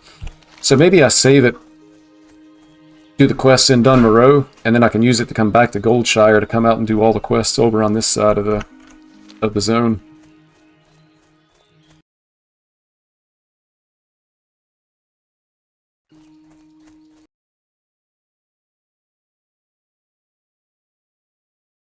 Let's see. Stream status poor. Serious issues that need attention. That's unfortunate. What do I do? What do I do?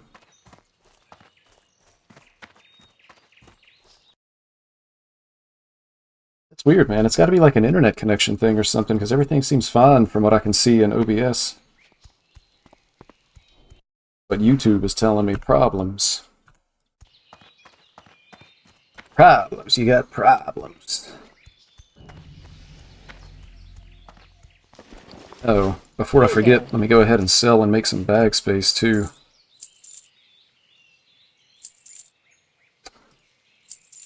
I could save the spider legs for cooking, but I think at the end of the day, I just want to get to... Put this in the auction house. I think at the end of the day, I just want to get to level 25. Back.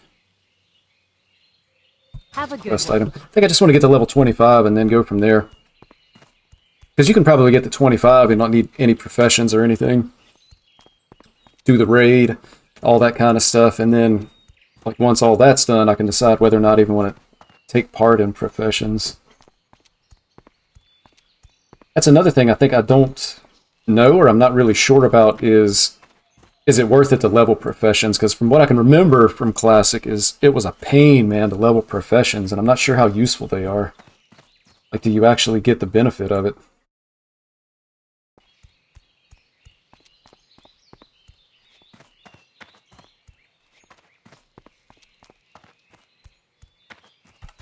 Because I would think, for a paladin, I guess you would go blacksmithing to be able to craft gear, but is crafted gear even worth it? Engineering was even less useful in Classic than it is in retail, as far as I remember. The other options would be enchanting and alchemy.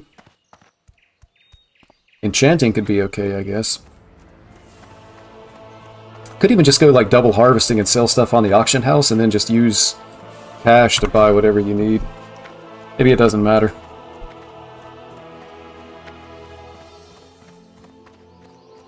But if I did want to go enchanting, I guess I would want to at least go ahead and get it now, just so I can disenchant as I go.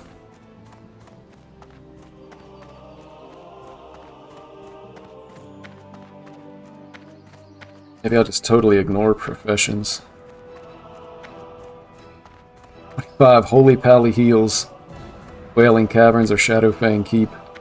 I wonder, like, when you get to level 25, is it worth it to, like, just keep running the same 2 or 3 dungeons? What can I do for you? I guess if you're looking for a specific piece of gear. See you later.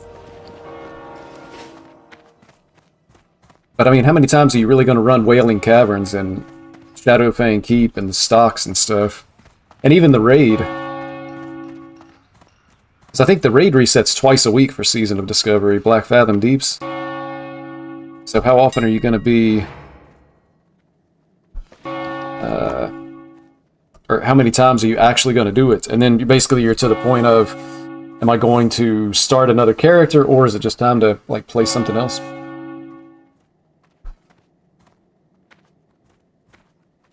Alright,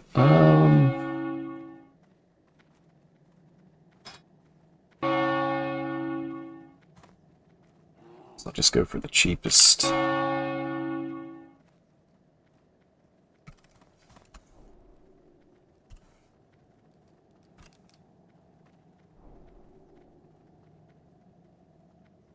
Eh, 8 hours should be fine. I don't want to have to pay the additional deposit. Hopefully it sells. Could save the bag for another character, but again, I'm not sure. Not sure quite exactly how exciting Season of Discovery is going to be, and whether or not I'd even want to level up another character.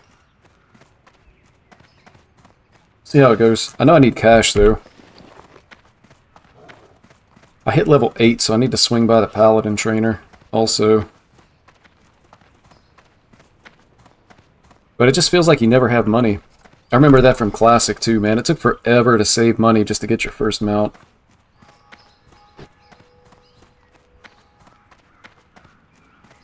Because it was like... how much was it? It's like 40 gold? It just seemed like infinite gold, with no good way to be able to get gold.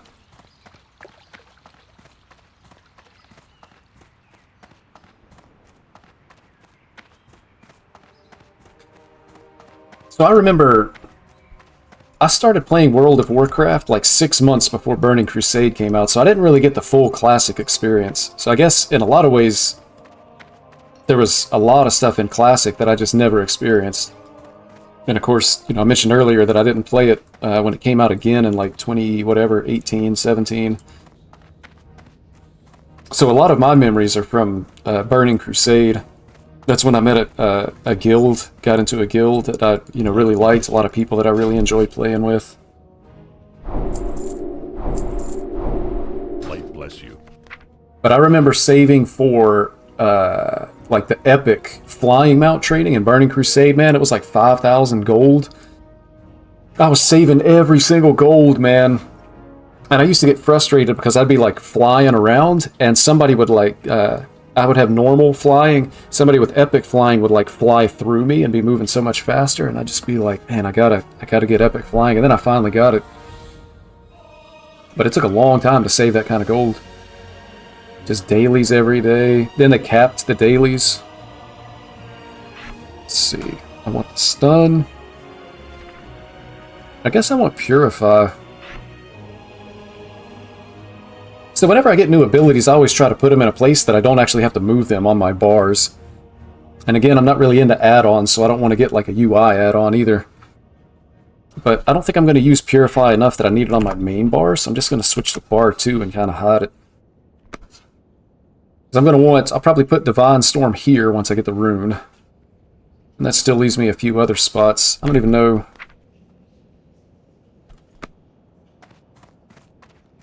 what else I would need or want to use. I'm going to run to the restroom and then head over to Dunmoreau.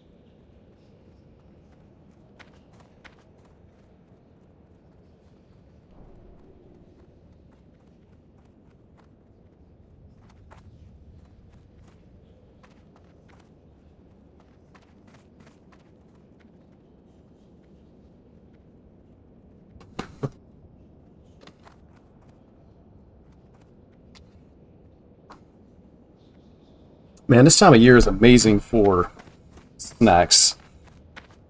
Like sweets, man. There's so many people baking and doing different things. Center up here.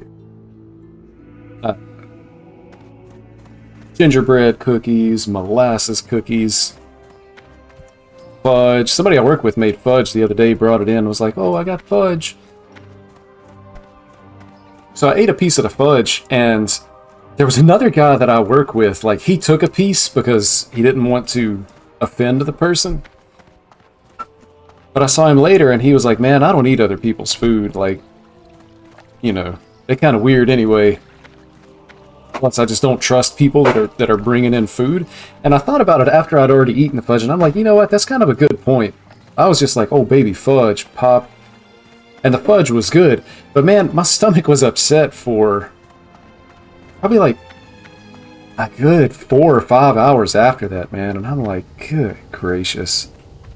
Might have used like spoiled milk or something to make the fudge. Like, you just don't know what people are doing.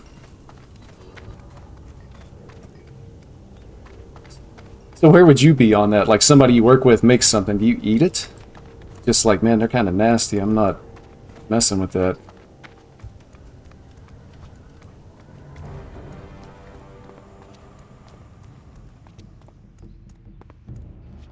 I used to work with a guy whose wife would make, it was like a holiday thing that their family would do, but they were like, I don't even know what you would call them. They weren't necessarily cookies, but they were covered in powdered sugar, and they were crunchy. I guess it was a cookie, but they were also round. So round, covered in powdered sugar, you know, cookie-like. And this guy loved them, man, and like his wife worked so hard, made a big batch, and he brought them to work so that everybody could have some. And I didn't really like them, but I kind of forced myself to eat them because, you know, I didn't want to make the guy feel bad. That kind of thing. That's tough, man. He absolutely loved them. And then I was like, well, you know, I don't know if I like it or not.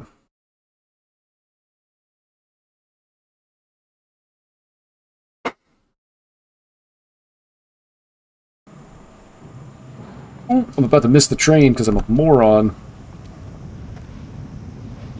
I think one time I actually did miss the train.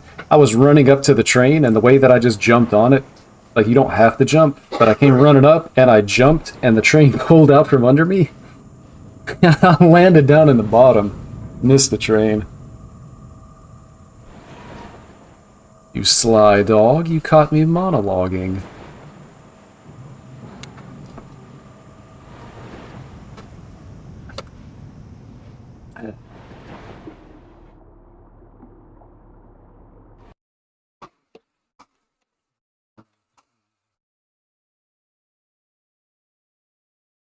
Mm-hmm.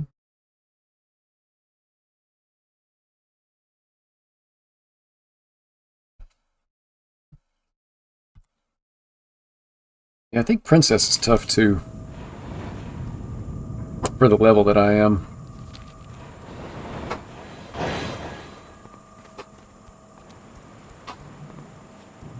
So I'll get to like... Well, hopefully I can get to like level 10 at least. Maybe 11. And then go back down to Elwyn Forest to be able to finish up there. And then maybe even come back up here. And do a few more quests. And then I'll be ready to move to... What's the next place? Is it Westfall? I can't remember if it's Westfall or Red Ridge. But I think it's Westfall. Definitely want to get the flight path.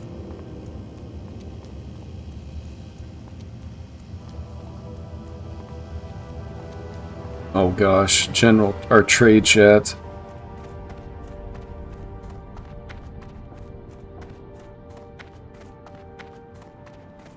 DM is Dire Maul, VC is Dead Mines. The intellectual arguments of trade chat. If I saw DM, I would assume Dead Mines. But I don't think I ever ran Dire Maul in Classic. That's probably like right around the level range when I was out grinding ogres that I was talking about earlier. I remember running Blackrock Depths in Classic. But I don't even think I had a max level character in Classic, because I started playing so late, and I was playing a few different characters. And then Burning Crusade.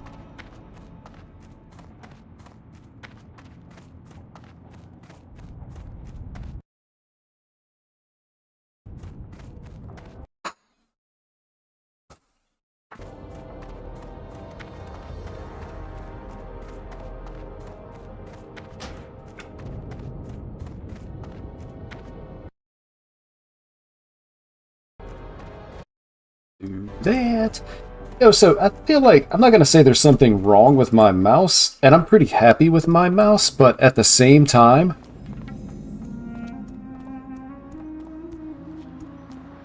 it's almost like there's maybe a little bit of input lag, and it's a wired connection. It's not like a wired mouse, but it's almost like there's a little bit of input lag.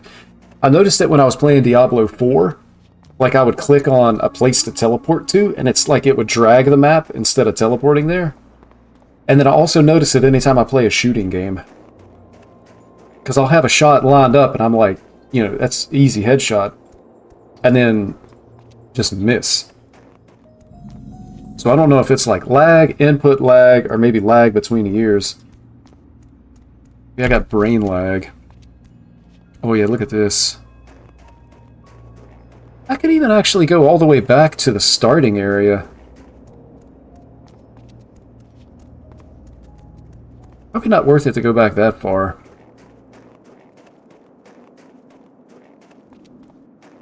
But yeah, just come down and like knock out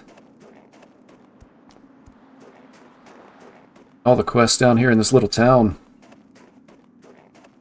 Hopefully there's, like I say, hopefully there's enough here to at least get me to level 10, maybe level 11. And I'll be able to go back to Elwyn Forest. And then there's also Loch Modan. But anyway, I think like switching back and forth. I don't really want to have to go over to like the Night Elf side though. Like hopefully just switching back and forth between human and dwarf is going to be able to give me enough experience. What's this error?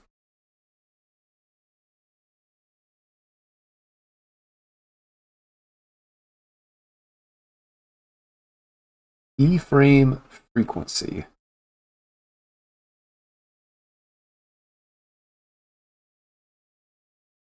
Select group of picture size. How do I actually change that?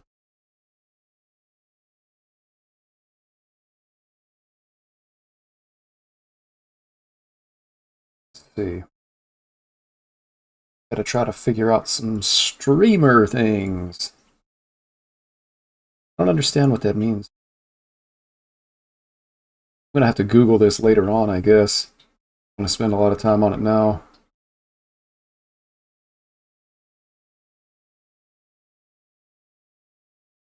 Please use a keyframe frequency of 4 seconds or less. I don't know what it means or how to change it. It looks fine on this side.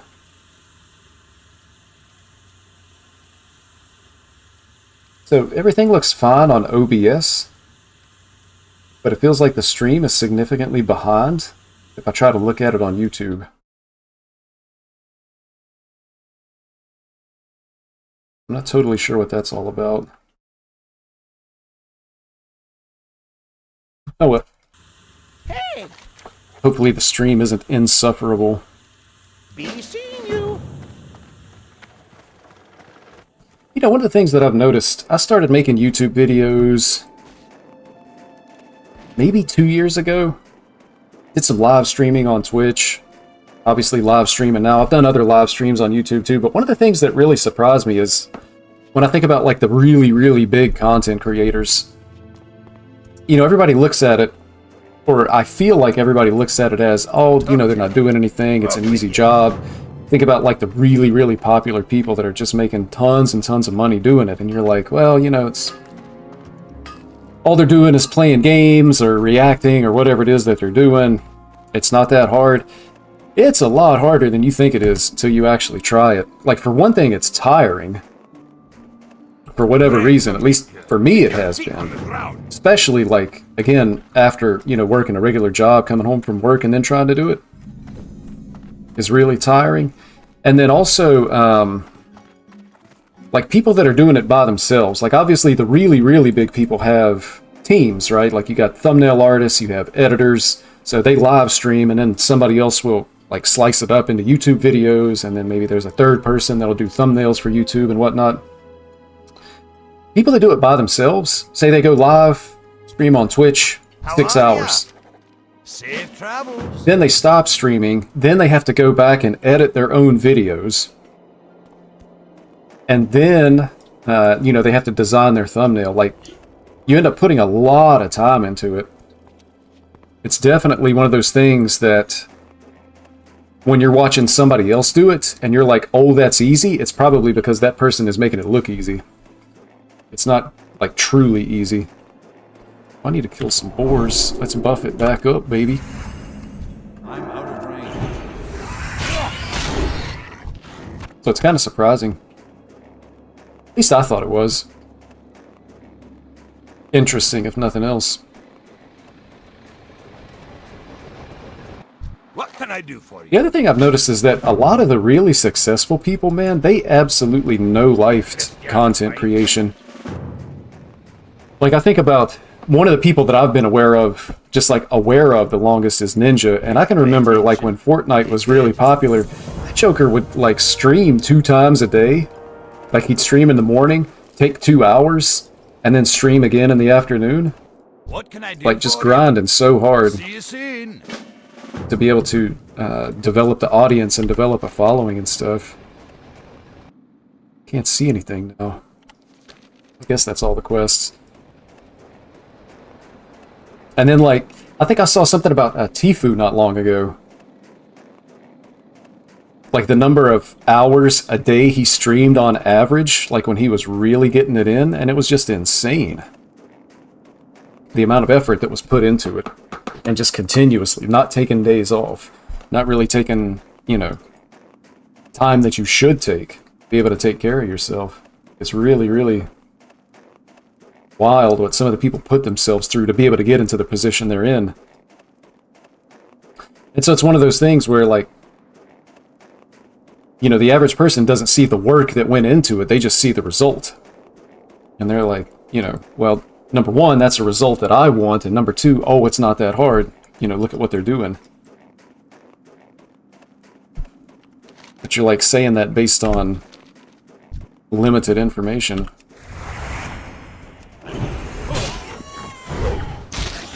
Oof, man. The misses are crazy. Is it just me, or do you not miss when you attack in retail WoW? I don't remember that being a thing in retail.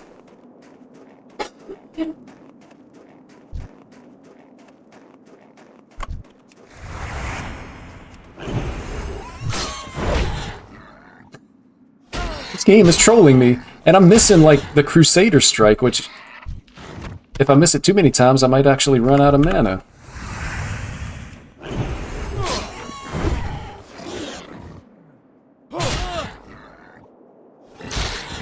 I gotta kill bears, too?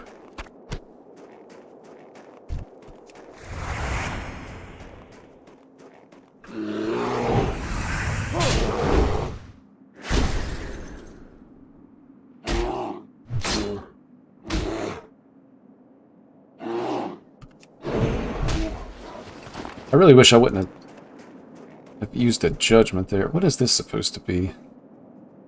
Crag boar ribs, boar meat. Okay.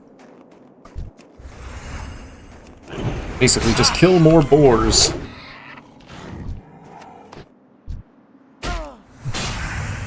Kitty cat.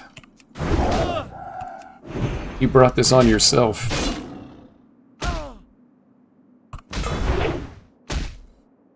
Parry the Crusade. Does this have, like, an extra chance to be defended against or something? That's crazy. It's like 3 times in just a couple of minutes that I haven't landed the Crusader Strike.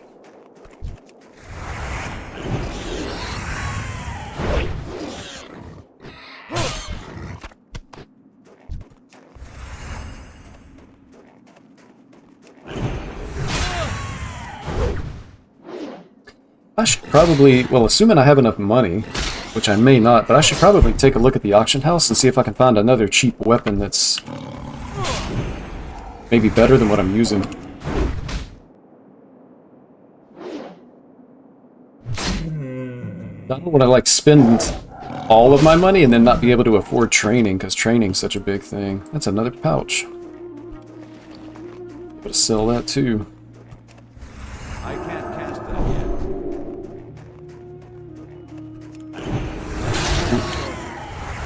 Press the wrong seal.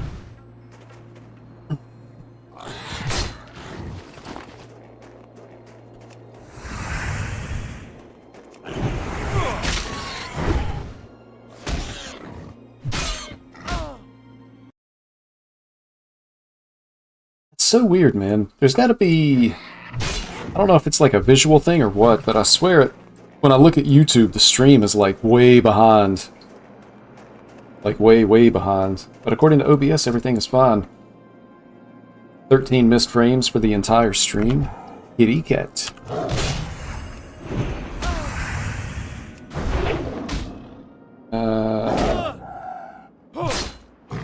That's tough, man. Hopefully what you're seeing is actually live. Ooh. Give up 1 strength for 2 stam. Oh, baby, we sold the pouch. I got another pouch, too. I guess I'll just sell this sword.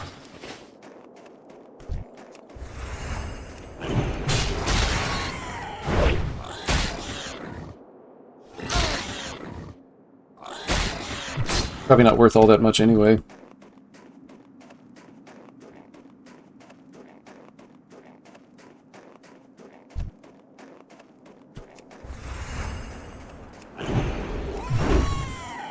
Man, I will say, I'm definitely interested to see where they're going to go with Season of Discovery. Like, how long is the season going to be? What happens throughout the course of it? What happens at the end of it? Because definitely classic WoW is more enjoyable with, you know, some more modern abilities. And if they're really, like, trying to discover, I feel like there's a lot of potential to do different things with, like, professions, too, right? Like, trade skills, crafting. I've always kind of felt like crafting should be more meaningful. Like, maybe, I'll go back this way.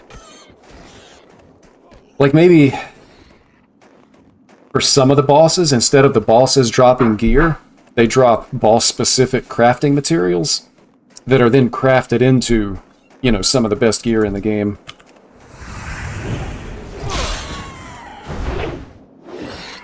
Because I feel like I could have no professions whatsoever, and it doesn't necessarily hurt me.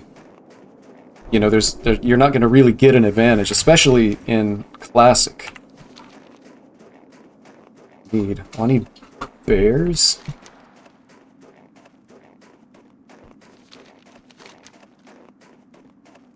Let's see. That's the starting area. I thought I had the... Bear fur? Did I miss a quest, maybe? I thought you had to come down and talk to this, to the guy that was down here, man, but I guess that's what I get for a 20-year-old memory.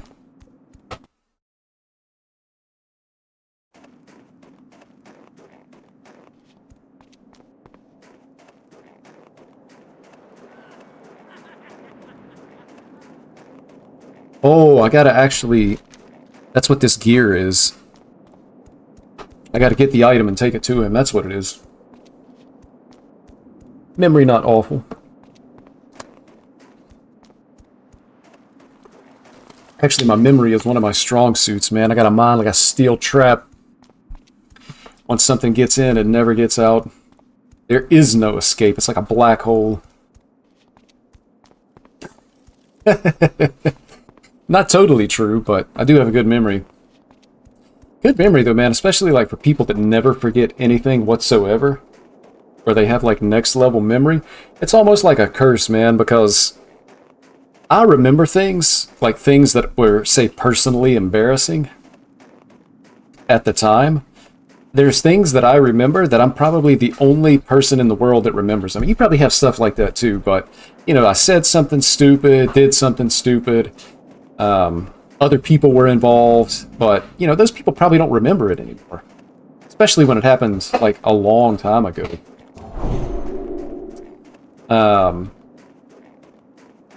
So basically, I might be the last person in the world that remembers something that was embarrassing to me.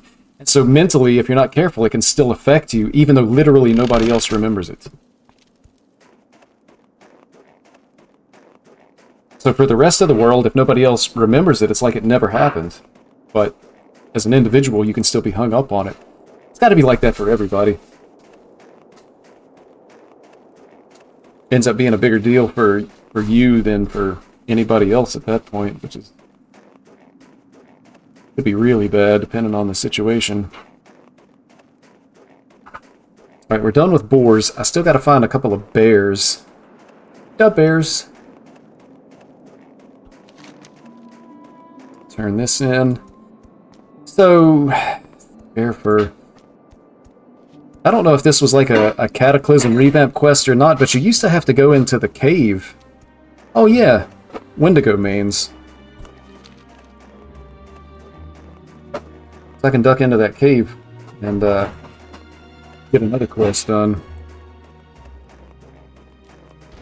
What's on your mind? See you soon. Be good. Alright, that's done. So I'll go back. Keep an eye out for bears, get into the cave, and get some Wendigo mains. There used to be other stuff to do in there too, though. Like you had to rescue miners or something, maybe? I don't know. That might not be in Classic.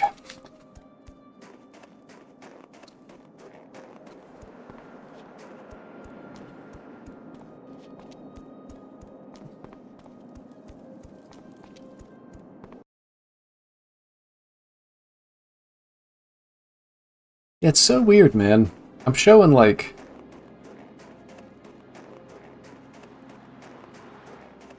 I don't know. Hopefully it's just a visual thing on my side, but it really looks like what I see on YouTube is like 20 minutes behind where I actually am. Like, I'm looking at what's supposed to be the live stream on YouTube right now, and I'm still in Stormwind. That had to be like 20 minutes ago. So I don't know if it's lagging on like the upload to YouTube or what. But OBS is showing like not a single dropped frame, good connection, all that stuff. Of course, at the same time, I is noob streamer.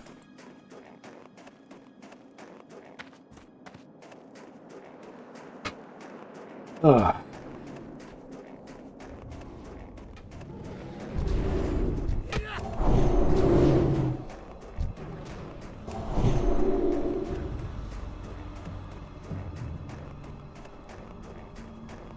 Boy, this is a situation where feels like you could get back in here and just take forever to be able to walk yourself out. You have to fight like back through all the Yetis.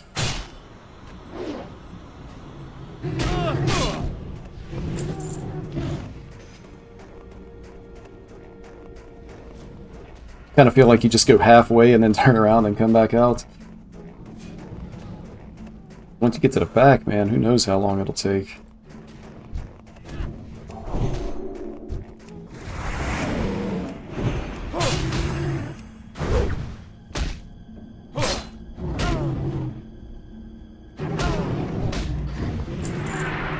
That's one Wendigo main. See, look at this guy, man. He's gonna draw all of them. Tagged all of them, man. He could have at least left me one. Like, that's super unfortunate.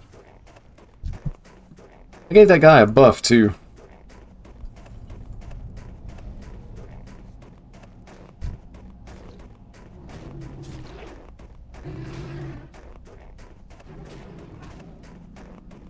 Man, he's destroying these Wendigos.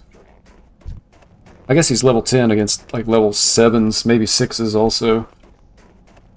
But he pulled 3 and killed 3 really easily. There's a bunch of people in here. I don't know if these are shared drops either. Like, if one of these things drops a Wendigo main, does everybody get it? Or is it just like individual loot? Because if it was everybody, I'd probably try to party up with people. But I'm ignorant to how it works. The drop rate isn't very good on these Wendigo mains either.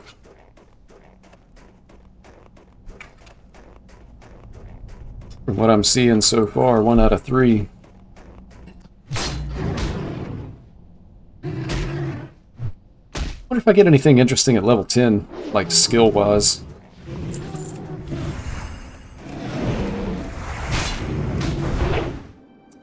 Dodge again on the Crusader Strike, man. Come on, game.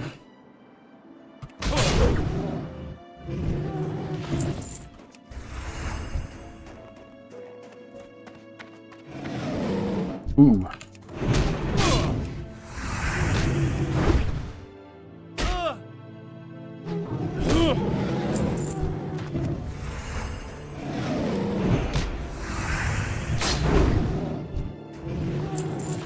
Nice Wendigo main drop rate. Finally starting to go my way.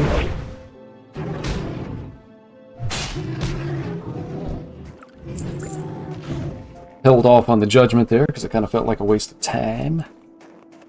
A waste of a cooldown. Oh, baby. Yeah, I think you just hang out at the front of the cave. There's no reason to go to the back.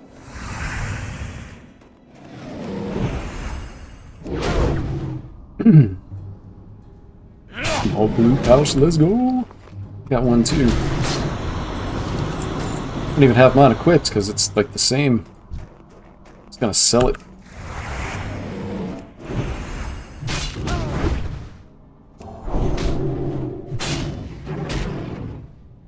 I need a target. I wonder that surely there's no way that a different color of bag sells better or sells for more than another color. It's all about like the number of slots, right? Surely.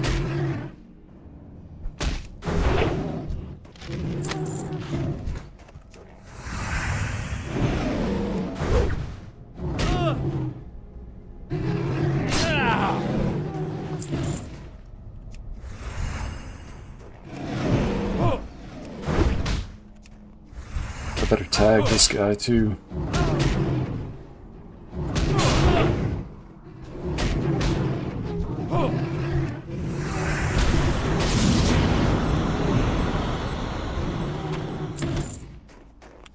Can I equip that busted bow? I guess not. I was hoping I could. Just to have like a way to be able to pull ranged, but I guess that's just not in the cards for Paladin. At least not at this level. Unfortunate. I think I've actually got... So here's another question I have. Oh, add 20. I was going to say, I think I've got 6 that I don't even really plan on using anyway. But I kind of wonder, is it even worth the... Is it worth it to fill up those crates? Like, what do you get when you turn in the crate? And then is it worth it to put the extra stuff in it? I've got a very loose understanding. It's like a new faction, but I don't know what you get from the faction or how the whole thing works. I aims to discover it.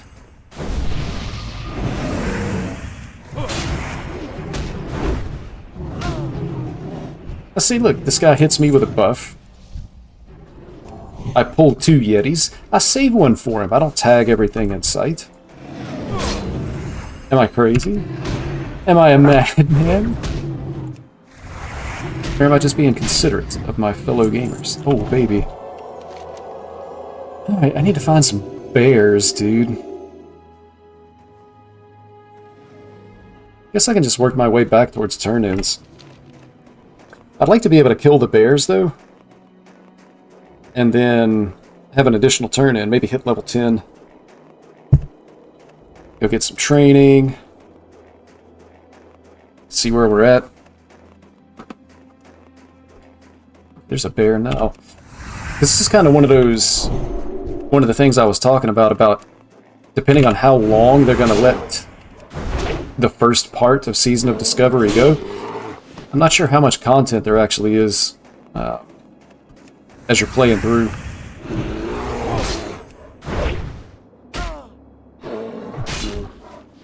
Oh baby, 2 for 2. But I mean, like, Black Fathom Deeps, it's a dungeon, they turned it into a raid, so I'm assuming, and plus it's level 25, so I'm assuming it's not like anything special or hard or time consuming. So once you get up and do that, do you really have any motivation to, like, level up another character and do it again? Like, are alts a thing? For Season of Discovery? I mean, I guess for some people, I just don't know. Well met. I just don't know. Safe travels. But it feels like, well, it depends on how much you play, but it feels like a week, 2 weeks at the most. You could do everything there is to do, get all the gear, and then just be done. So at that point, maybe it's time to go and play something else. See you soon. I'm gonna need to... Oh yeah, I need to sell.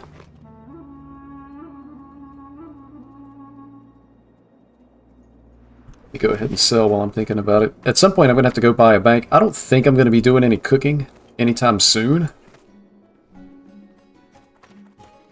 So I think these recipes, I just throw them in the bank, like when I go up to maybe get my level 10 training. Or I could probably get it here in this town. I may not have to go to Ironforge yet.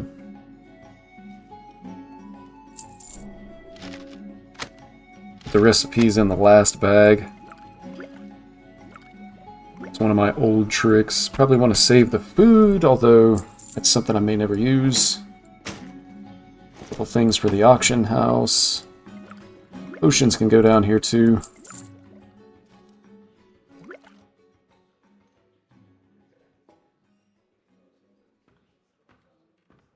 Oh.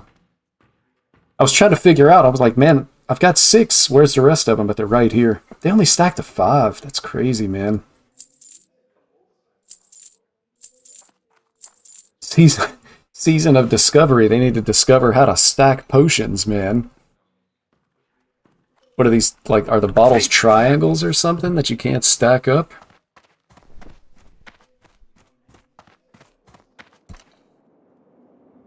Like, that almost feels like that's an unnecessary burden on your bags, man. Like, this only goes to 5.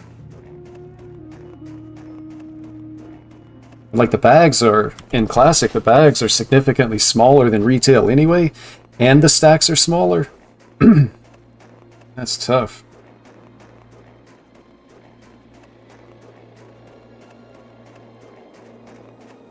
How are you? Watch your back. Right, there's level 9. How are you? Be good. Safe travels. Be good. Alright, so, what is this? Frostmane Headhunters. So I think I gotta go over this way.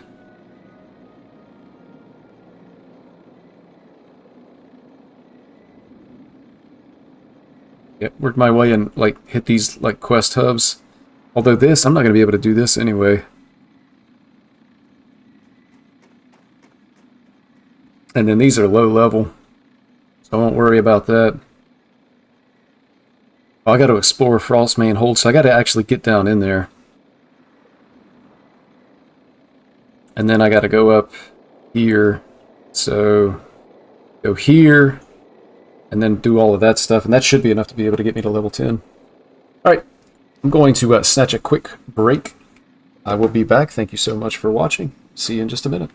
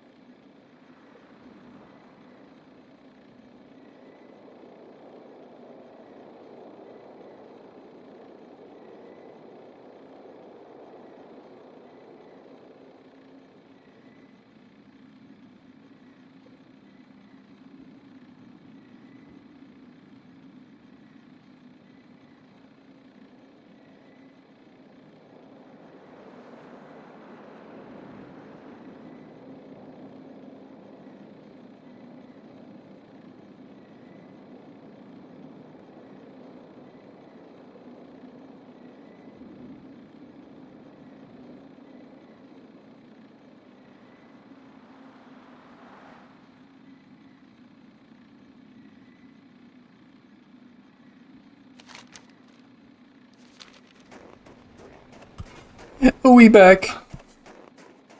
I was on mute. Fortunately, I remembered to check it before I said a whole lot. But, so I mentioned earlier, you know, I work in retail, and, like, the stuff you see is just absolutely outlandish. But we came in one day, and I go to the men's restroom, you know, relatively early in the morning. I go in the men's restroom, and there's 2 sinks to wash your hands in that restroom. Both of them have been ripped off the wall and thrown on the floor by, you know, customers the night before. Like, absolutely insane. Like, who thinks of going to a grocery store and going to the restroom, ripping the sinks off the wall and throwing them in the floor? And I'm not, like, the location that I'm at is not even a bad location. It's not great, but it's not like a super bad area of town. But it's just wild, man, like the stuff you see.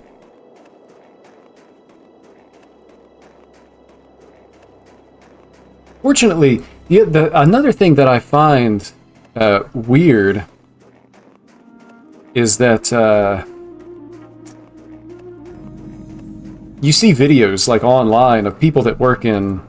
I see a lot of parallels between like fast food restaurants and grocery retail. You know, I'm in the grocery business.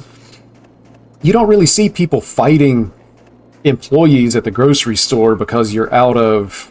I can't believe it's not butter. But all the time, man, I feel like you see, you know, somebody was mad because you're sold out of Big Macs and they start swinging at the people working there. Don't really understand why. It's good news for me, I guess.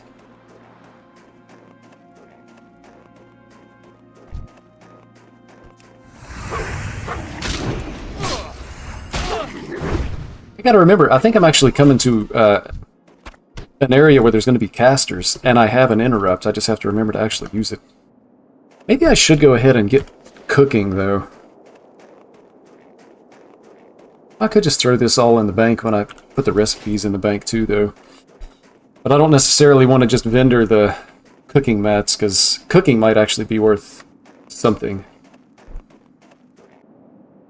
What you got? What's on your mind? Recipe. Fishing pole. Dude, fishing in World of Warcraft is like one of the most boring things in the world. Hey Daniel, why aren't you playing Hearthstone anymore? Man, I went on this long rant not long ago about that. Basically, Hearthstone was going in a direction that I did not find enjoyable. The developers were pushing like luck-based outcomes.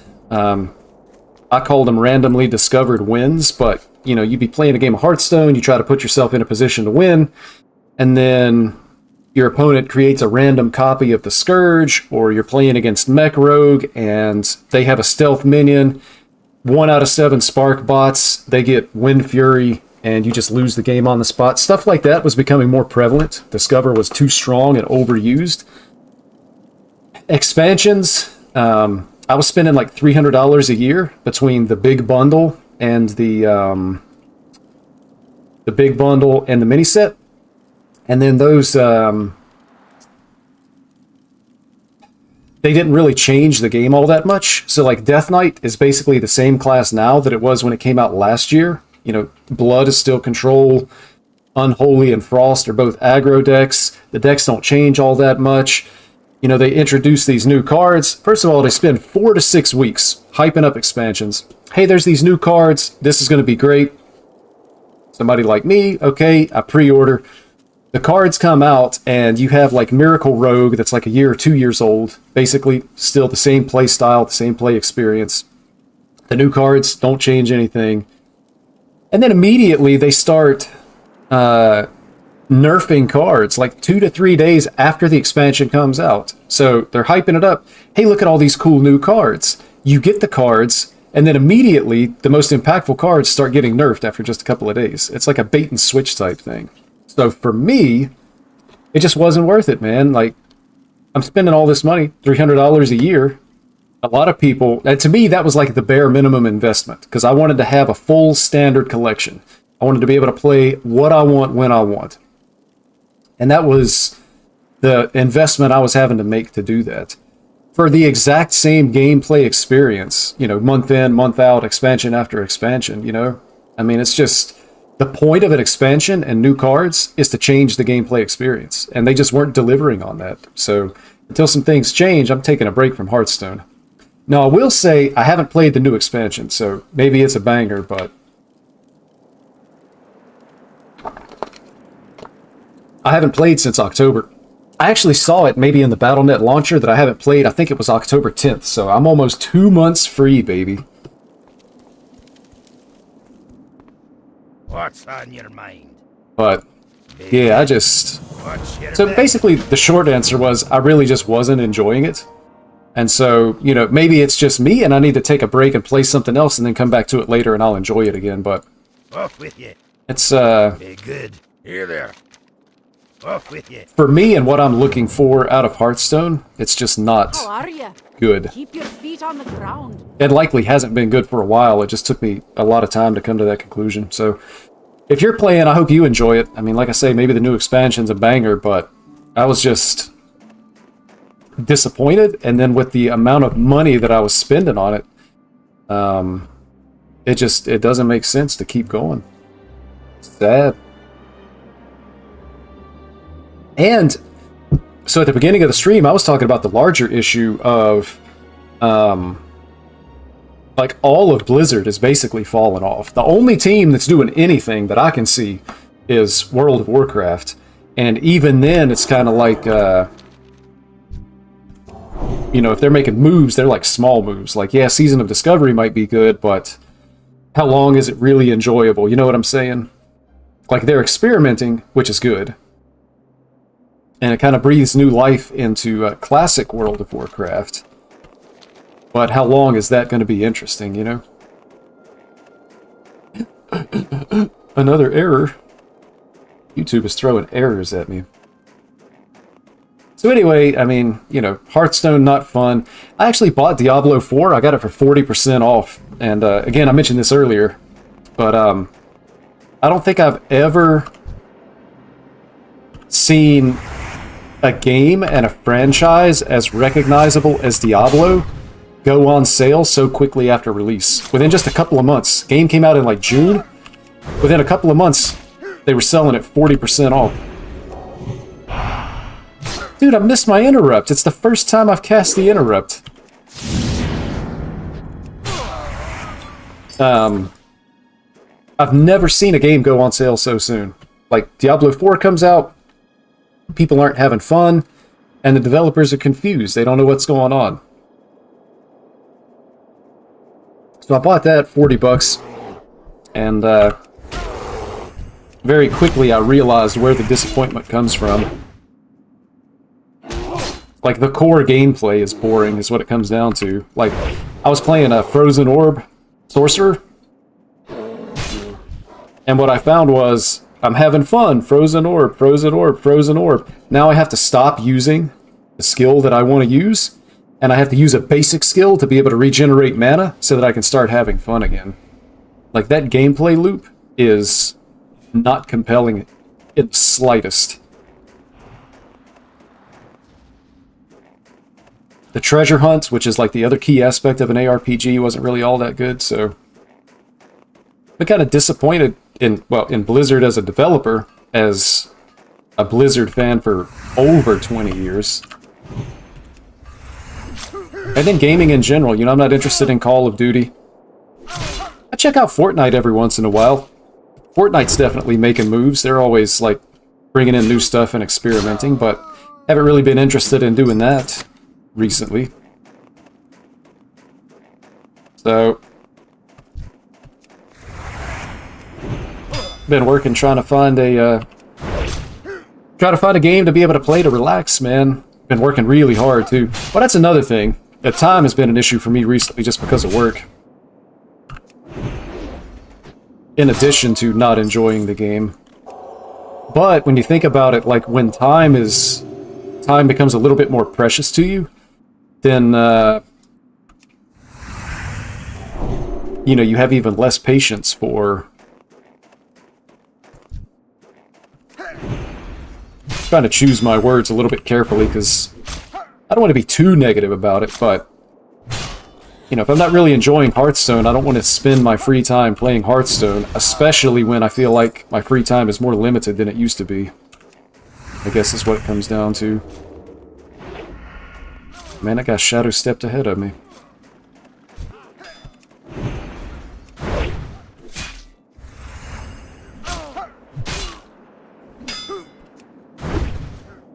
But that's what it all comes down to. And I've had a bad habit, I guess, for a long time of, like, tunnel visioning one single game. Like, I played Hearthstone, and it was basically the only game I was playing for a couple of years at a time, right? I did the same thing with World of Warcraft. You know, when it came out 20 years ago, it was like the only game I was playing.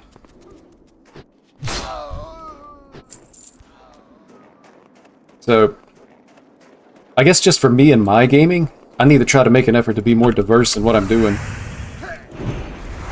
so that it can be more enjoyable.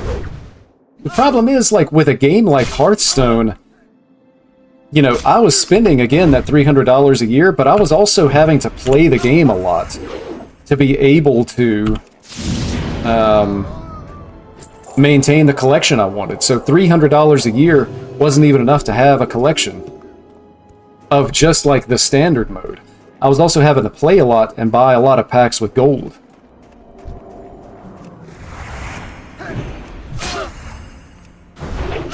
So at that point, it's like kind of a toxic atmosphere.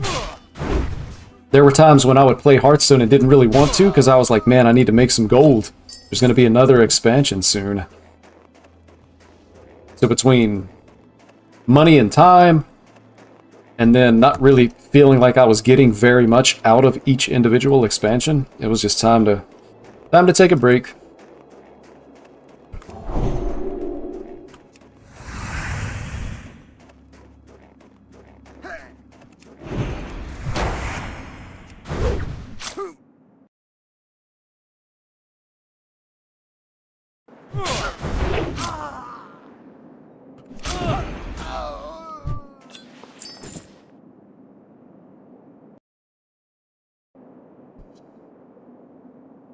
And I still don't know if we're actually live to where we're at.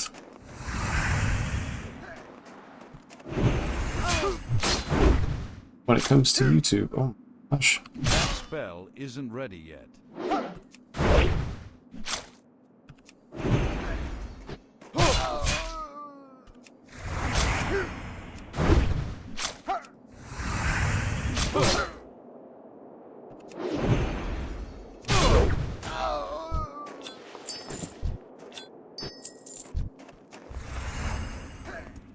That's still recharging.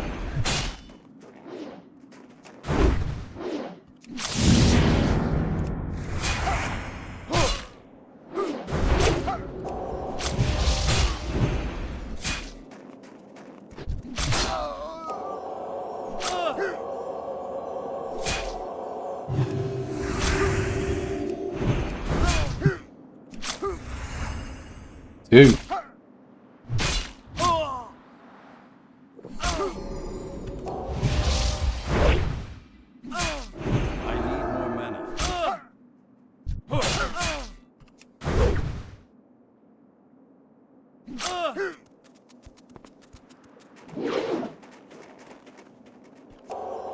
Alright, let me actually heal up.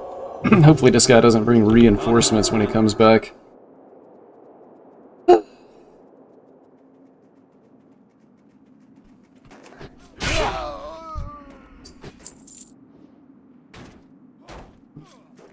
And I'm still in combat. I wanted to drink and heal, but somehow I'm still in combat. Man, I just got out of combat.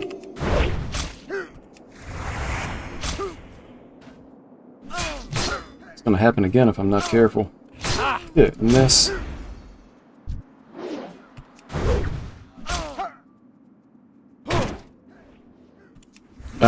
so because I'm on limited mana, I'm gonna have to Seal of Righteousness here. This guy's coming back with help. I can't cast that yet. Unfortunate.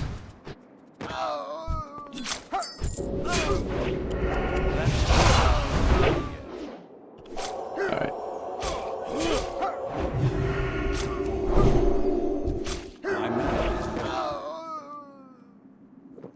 It's probably a dangerous place to drink here.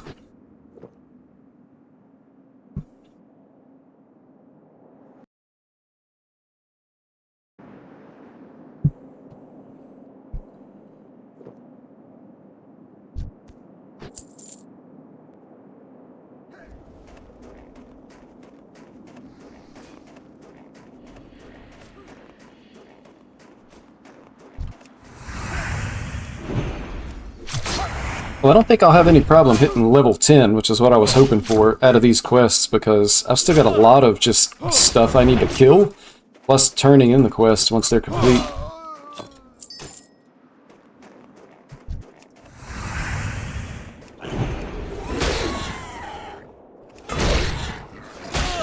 Double parry. Yeah, hit me with the two-step.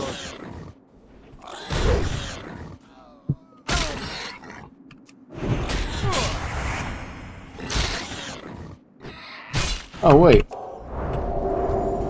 I'm an idiot, man. I hid Purify because I didn't think I was going to need it all that much. And sitting here running around with reduced strength. For no reason other than the fact that I'm a dummy.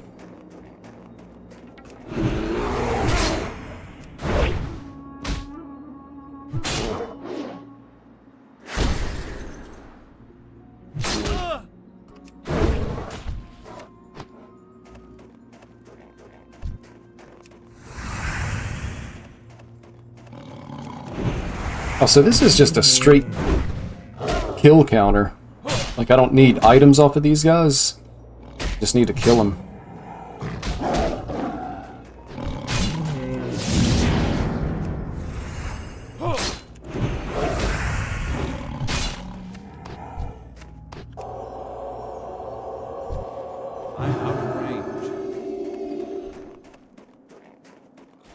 Alright, I think I still need... yeah, I need one more gyro mechanic gear.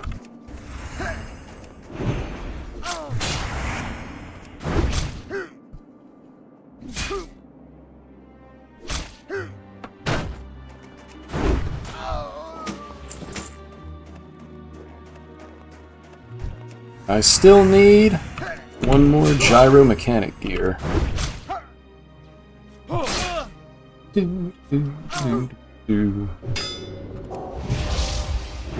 Nice try, leper gnome.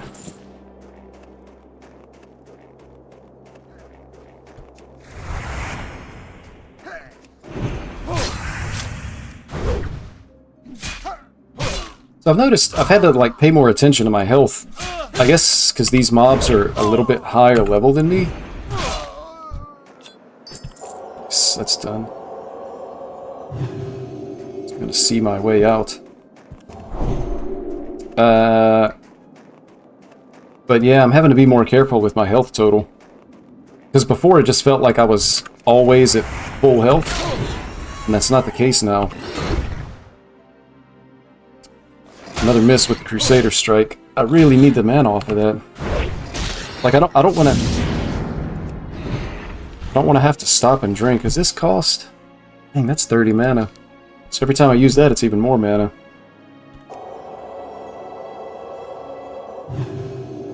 But as a melee class, man, having to stop and drink so that you can keep attacking is... it's really not compelling gameplay, as far as I'm concerned.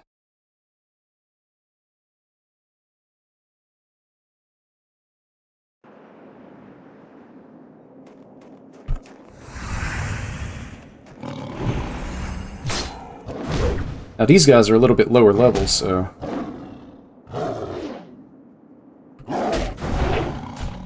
Also, I guess it makes a...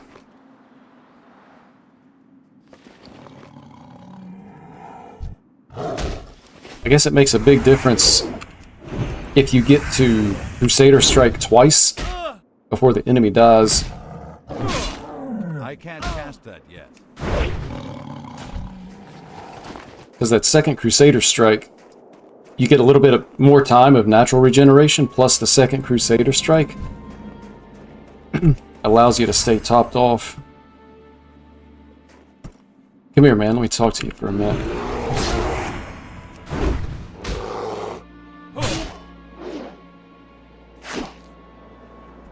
Ooh, hit the dodge. It's actually probably a better chest piece than what I'm wearing. I didn't even have a chest piece. What the heck is going on around here? Yeah, it was just a chest piece. I had nothing.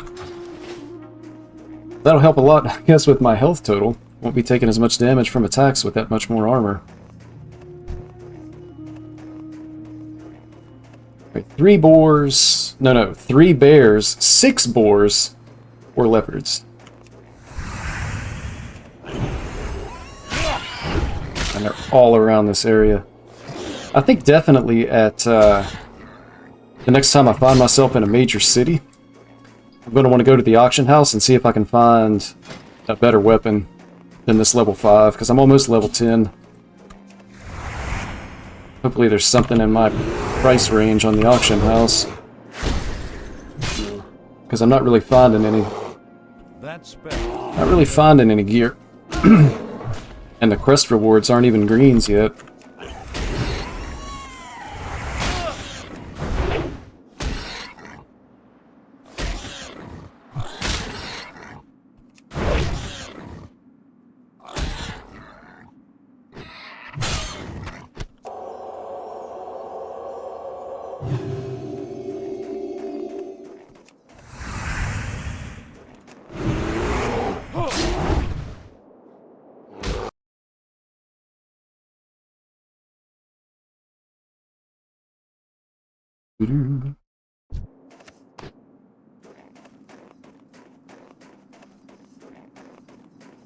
That's as expected, yes.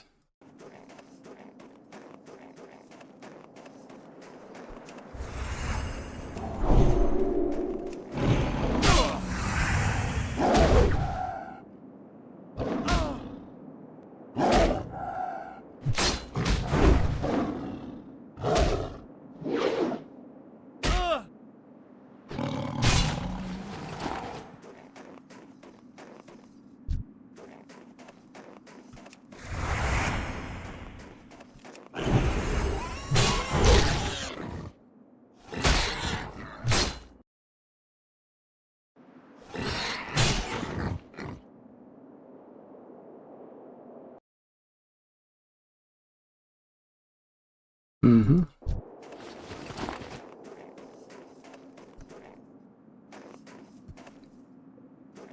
Let's see, 1, 3, and 3.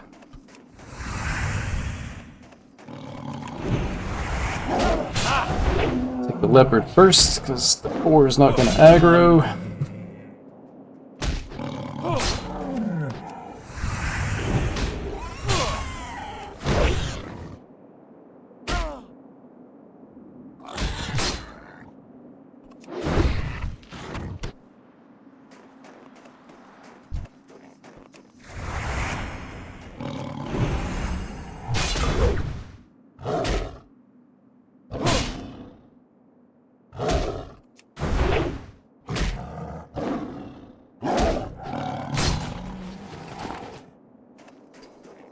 Let's see, 1, 2, and 1. So after this, we're going to head over to... Actually, I can start working my way down that way now. Head down to Frostmane Hold. I think I gotta steal a barrel of beer while I'm over here somewhere too, don't I? Or maybe it was deliver a barrel of beer.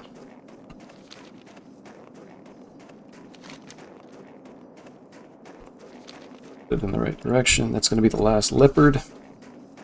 Unless a rogue pops up out of nowheres.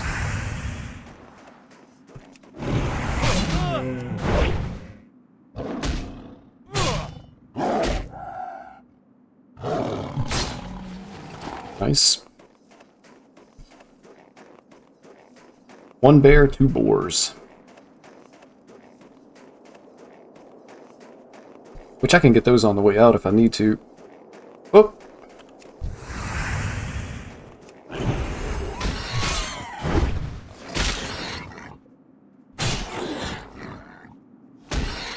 I don't have a target.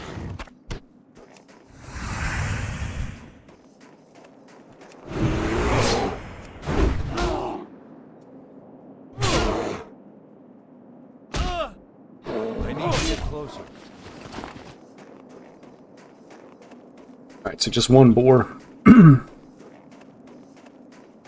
To the cave here. Where is the cave? Okay. Cave is back there.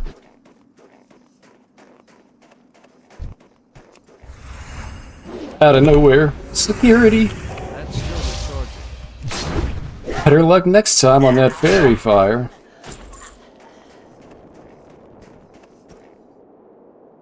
Yeah, this is the kind of place where you gotta be careful. Because, like, you pretty easily pull too many mobs. Like, look, I mean, I'm already a victim of the guy that was running out.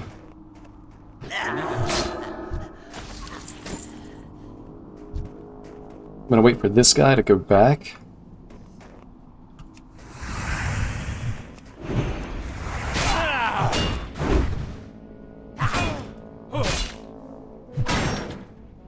Man, the last thing I want to do is die, bro. I mean, it's not like I'm playing hardcore, but I don't want to die and then have to run back. I can't do that.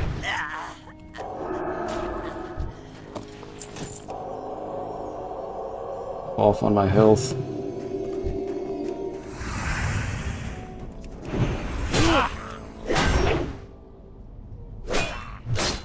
Dude, armor reduced by 192? Isn't that like all of my armor?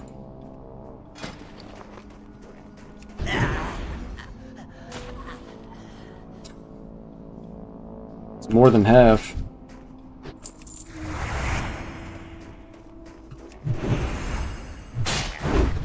So I think by the time I get down in here to get the discovery for exploring Frostmane Hold, I'm gonna have to fight respawns on the way back out, which is kind of what's making me sad.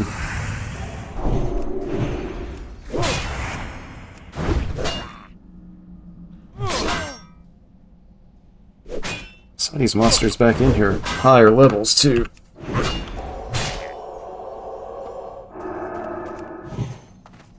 Target.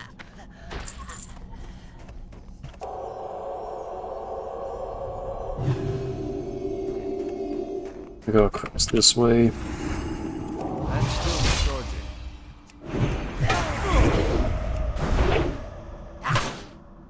Physical damage dealt reduced by 5. Man, these guys are killing me.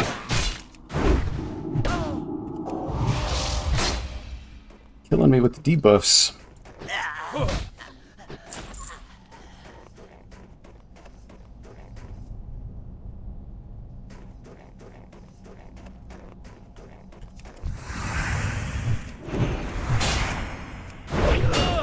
Yeah, I'm gonna have to drink too.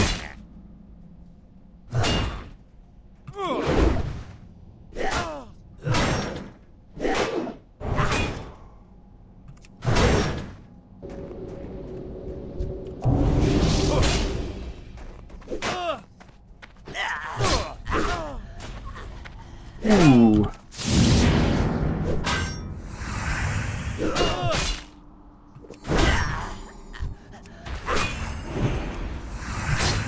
I can't I cancel. really didn't want to pull this guy, but he pulled anyway. Fortunately, I had some potions.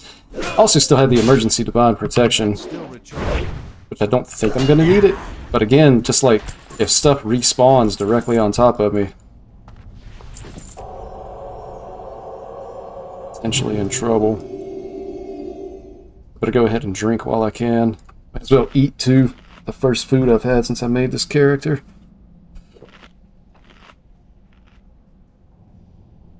I'm not sure exactly how far I have to go to be able to discover or fully explore Frost Manhold.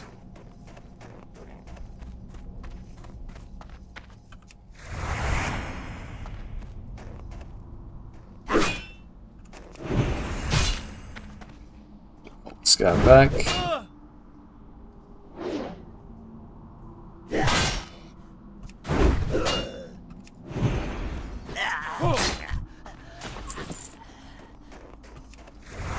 Probably just go ahead and seal. 30 seconds is a long time.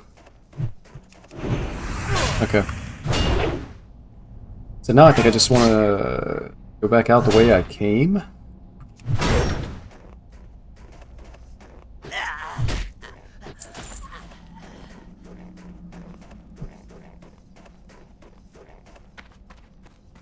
Try to hurry up. So yeah, I mean, I'll definitely hit level 10 with the turn in, so that's good. That's going to be a goal achieved that I had for this little trip to Dun Moreau.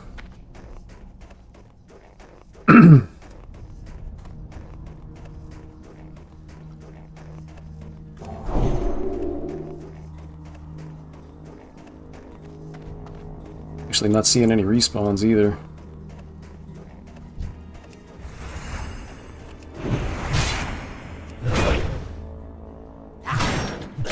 Remember, you got to be really careful in Classic.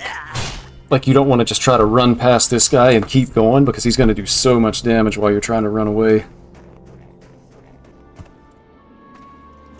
Let's see if I can hop out to the side. Yep. What am I missing? I need one boar. And then I need to get the shimmer weeds up here.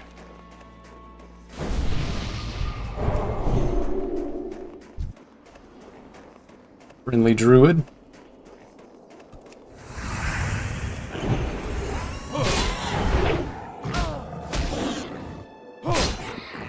I try to buff everybody I see with might. The problem is might being a 5-minute buff doesn't do very much, but if I was playing a priest or a druid, I'd just be throwing that buff all over the place. Wouldn't mind wearing one of those. I don't have the blacksmithing to make it, though. In other words, that there is an oof.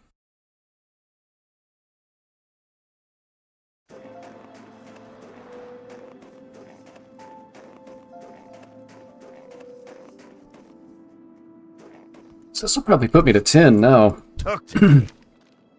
Or pretty close. Pretty close.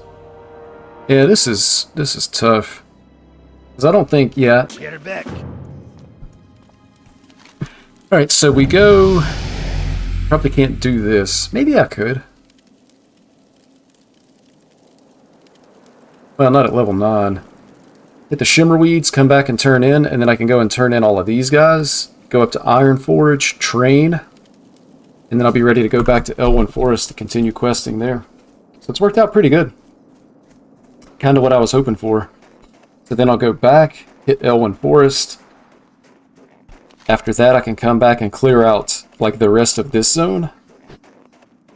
And then I'll be ready to move on to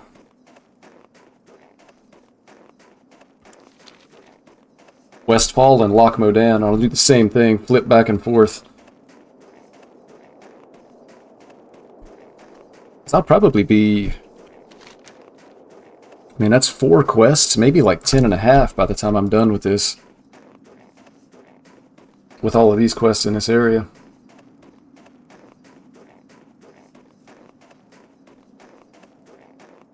All coming together.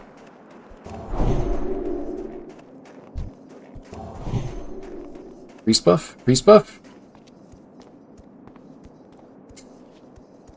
Negative. To be fair to this guy, though, they may have been AFK.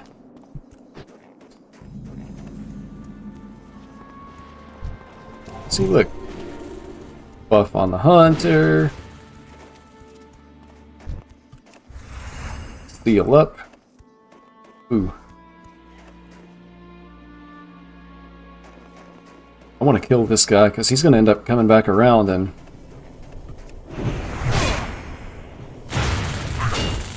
doing a number on me if I'm not careful.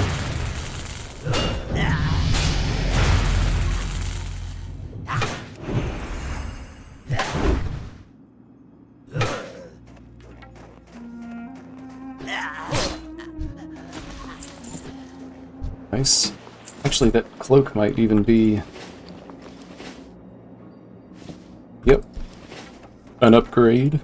It's kind of sad, man, when you find a white cloak with 6 armor and it's an upgrade. Oh, and I did hit level 10.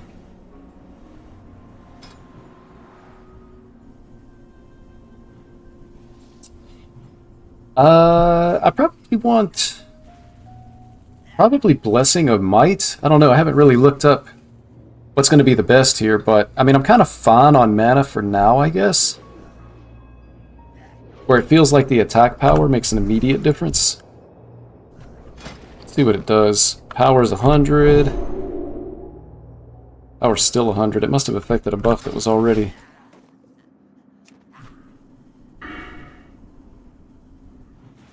Dude. I think the talent is bugged. It didn't do anything.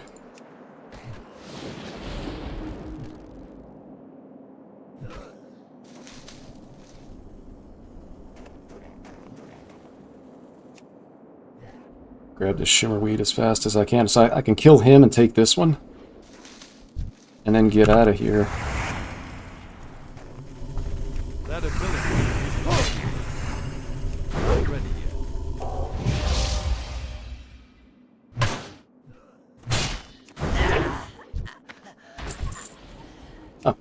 Oh, I don't need food. I need Shimmerweed, baby. Shimmerweed me!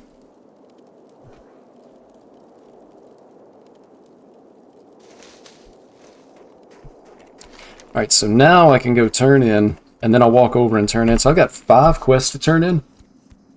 Should get me, hopefully, like halfway.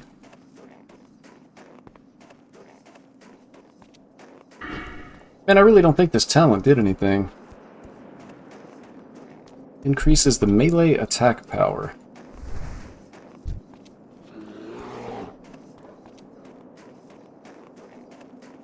But I looked at it and it didn't do anything. Oh, maybe I didn't look at it. It still says 20 on this tooltip, though. Take it off. Melee attack power 51. There's got to be some kind of a bug tooltip here. Oh, that's melee attack, not attack power. Okay.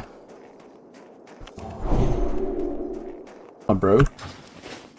I spent a talent point on literally nothing? If that's the way they do math, then 3% on this would be 0 also.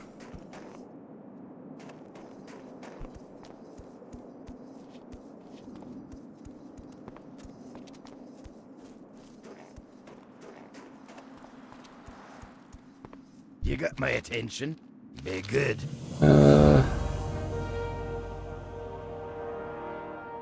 Oof, dude. Which one sells for more? The back piece, I guess? Off with you. Very good. I think there's some kind of... Yeah, I can sell here. What can I get? Empty out my bags!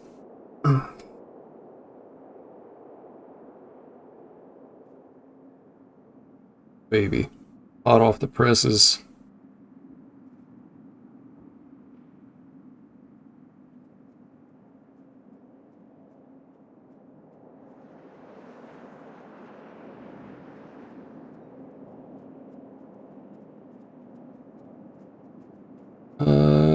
Sorry, I gotta respond to something at work.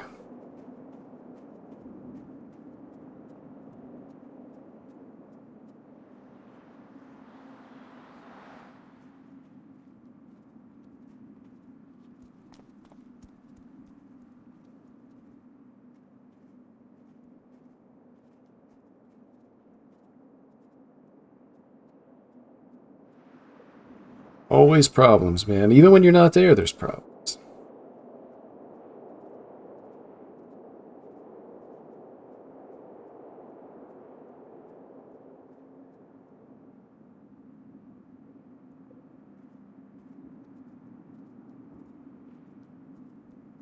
Man, I just got a text message saying that something was potentially broken, and I'm not sure that it's actually broken. So, actually that warrior's girdle probably needs to be equipped. Put in as soon as possible. Sell this stuff.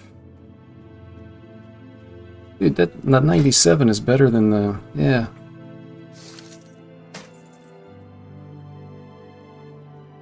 So you...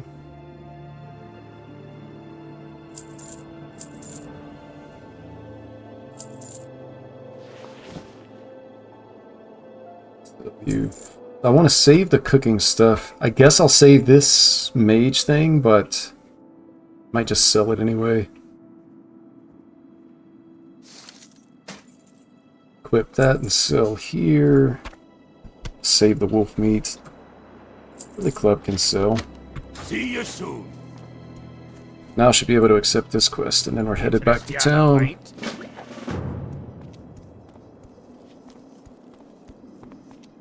Oh yeah, that's right. I forgot the my bag sold. So I got a couple gold there. Or gold. I got a couple of silver. But, you know, close enough. I guess I'm going to wait on this. I mean, it's a level 12. I'm at 10. I don't want to run into potential issues. Because I'm planning on coming back anyway. Go back to Elwyn. Knock out like the level 9 and 10 quests there. And then I'll come back and I'll be able to knock out like the 9 through 12 quests here. Before I move on to a different zone.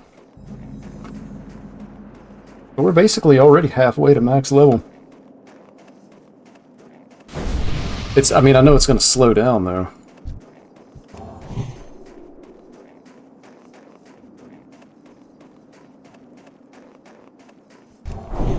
As far as the leveling speed, but should be fine.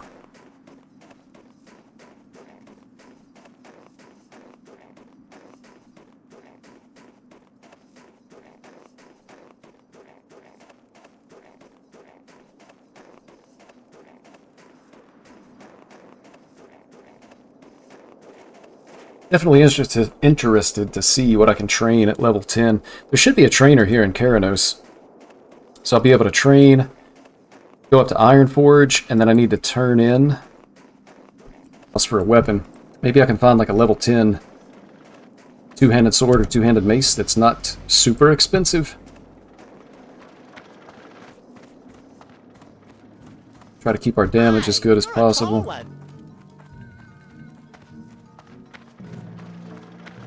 Wait, where is this turn in? Oh. Hi, how are you? Off and away. I guess leather gloves are going to sell for the most.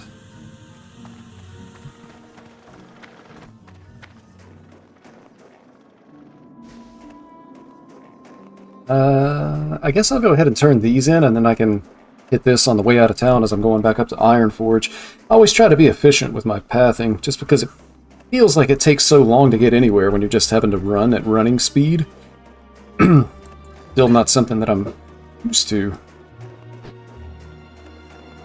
So efficient pathing can help quite a bit with that, I guess. Or maybe not quite a bit, but it does help. Great to meet you.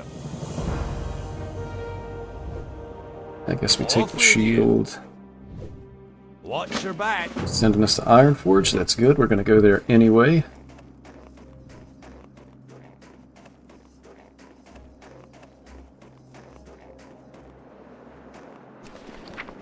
Get my monies. Oh, I want to put this bag up for sale too. Definitely need to hit the auction house. You got my attention.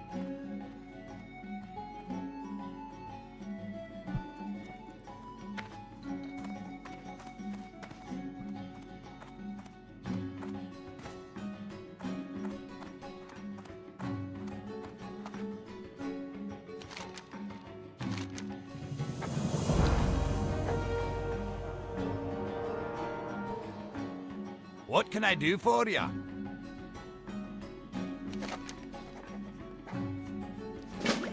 Alright, I'm probably not going all the way back over there yet for that quest. I'll just hang on to the item. It's an awful long run just to turn in one quest.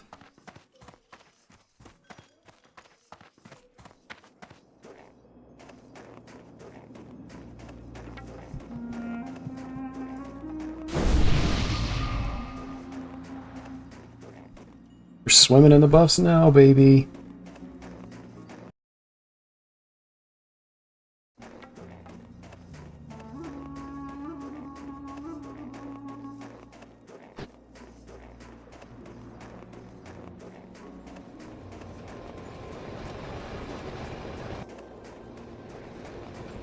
What's on your mind? Keep your feet on the ground. And I guess the two-handed staff sells for the most. That's one turn in. Warsong Gulch.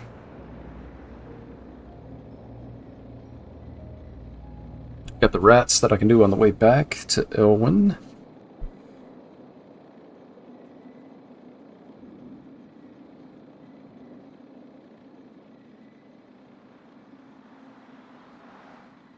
Oh yeah, the Jasper load mod. What is this stuff? Where does this stuff turn in?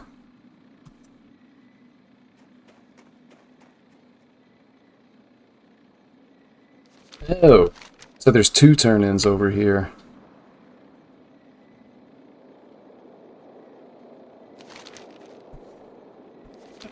I'll be right back.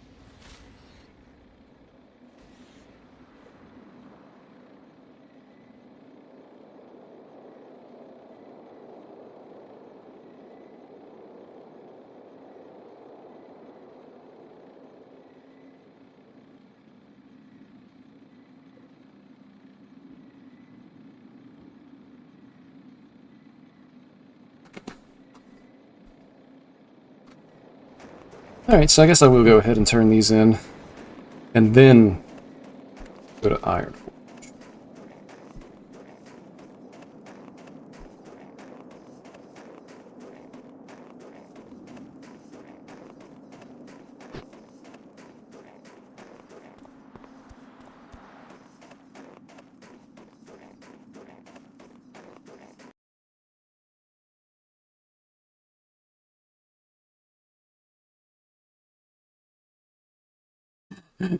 Unfortunate brother. Man, the worst part about Classic is just how long it takes to walk somewhere, dude. Could be running all across the world. Kind of took a wrong turn here, too, not paying attention, man. Chilling just a little bit too hard. Not really trying to aggro anything, either. I just want to turn in these quests and then get up to Ironforge, and then I think we're going to be ready to switch back over to Elwyn Forest. Be able to knock out these. And then once those are done, we'll probably be level 11, maybe level 12. Then we'll be ready to come and knock out like the Hogger stuff. And then maybe we come back to like finish up this stuff. And then we'll be ready for Westfall and or Loch Modan. Hopefully. But we'll see how it goes. It's been so long since I played Classic, man. I don't remember very much. I'm trying to not look anything up. First of all, Classic WoW is so easy, I shouldn't really need to look anything up. But then on top of that,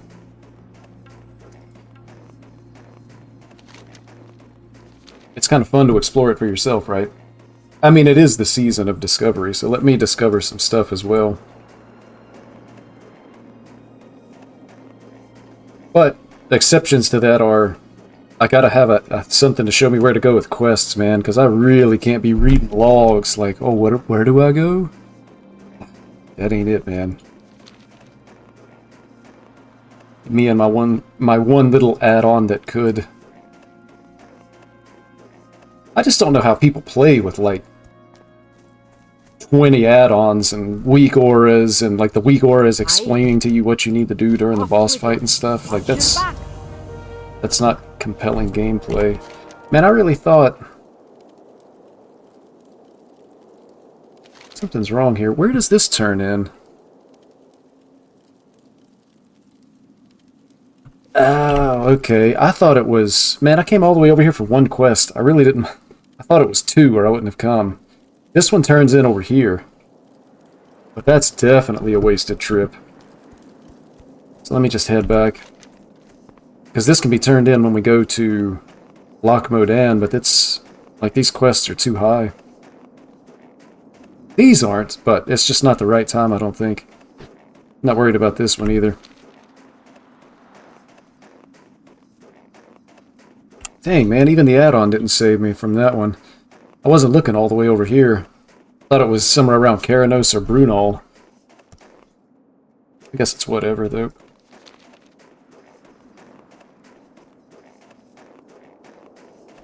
But yeah, I don't know how people can play World of Warcraft with like a gazillion add-ons. Like, at that point, you might as well just get AI to play the game for you. You're not really doing anything. Ugh.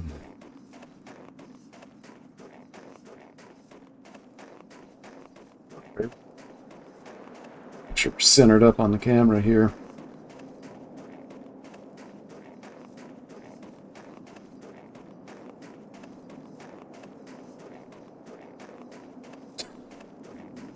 That's some great help. Can anybody help? If you wait a bit, he'll walk out, and you can run in and grab the item.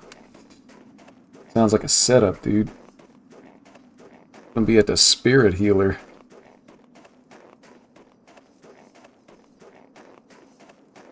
Oh. Alright, on the to-do list. Training for level 10. Iron Forge. Auction house. Turn in the crate. Or whatever that is. But there should be a trainer here. See if I can find a guard to ask.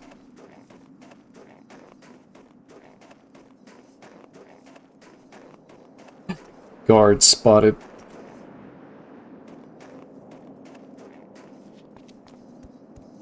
What can I do for you? Be good. I really wasn't expecting him to be inside the bar here. Where is he? Up here? Sure enough. Well met. Alright, lay on hands. Righteousness level 2. Not that big of a difference. Blessing of protection and devotion aura level 2. Oh dang, that's quite a bit more armor. Okay, we're training all of this. Lay on hands, righteousness 2. See you soon. There's righteousness 2. I gotta make sure, because this happened last time. Yeah, see, it stays rank 1 on your bar. So if you don't actually change your skill, you're just using like outdated skills.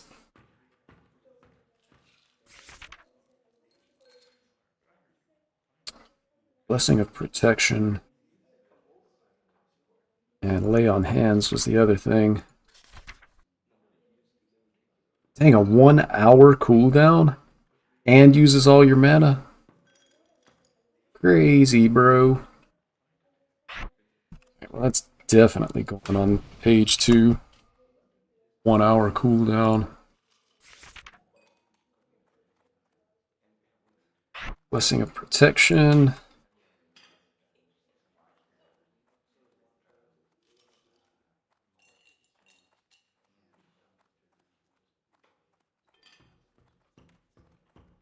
That's rank 2, and that's rank 2. Cool.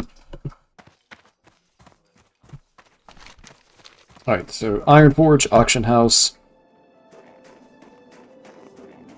And turn in this crate thing. And then we're back to Elwyn. All going according to plan.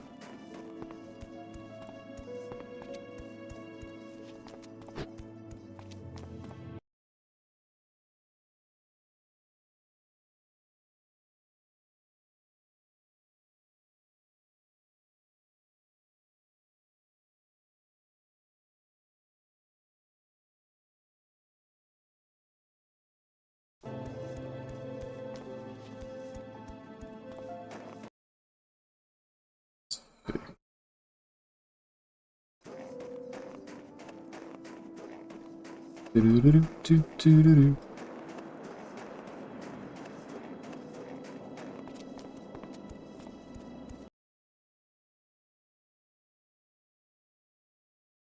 Yeah, it's not as bad as I thought.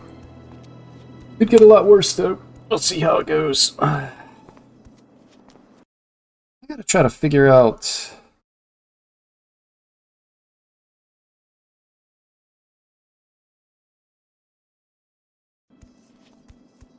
This lag thing, though, dude.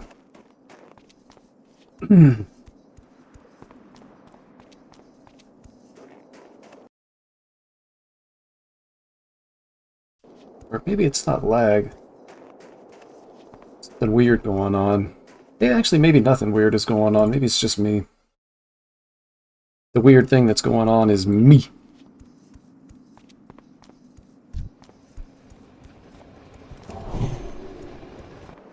We get your buffs.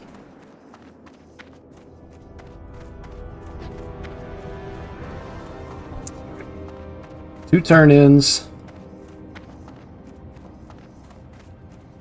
And then I need to list on the auction house, and I want to try to find a weapon. A level appropriate weapon.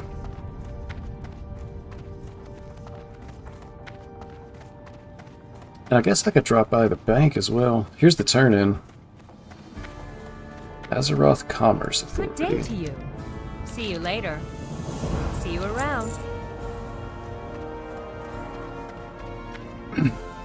You need something?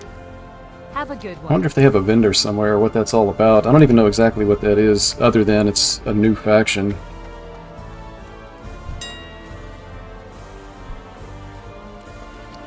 Let's see. New bag somewhere.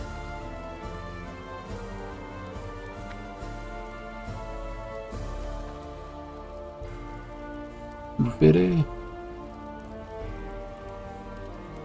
Dude, the linen pouches look kind of tacky, not gonna lie. Like, if it was just for looks, I'd much rather have these small pouches than linen bags. Like, that's ugly, man. It almost looks like one of those manila folders. Anyway. Let's see what we need to list at.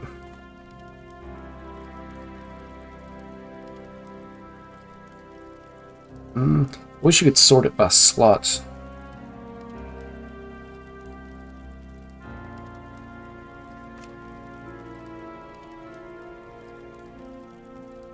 And it almost looks like that one guy came in and bought all of the smaller size bags and then listed them as a higher amount.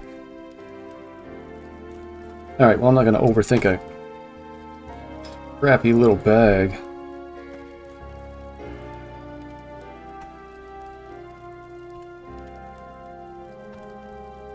Eight hours should be plenty. And...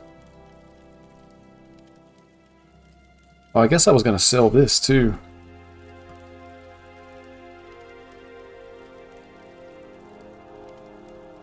Wanted to look at the weapons anyway.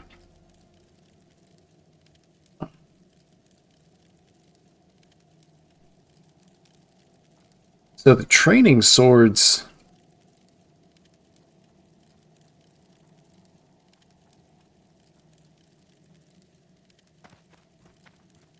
I don't know. Again, I don't want to overthink it for such a small amount. Let's go 5 silver. And let's see.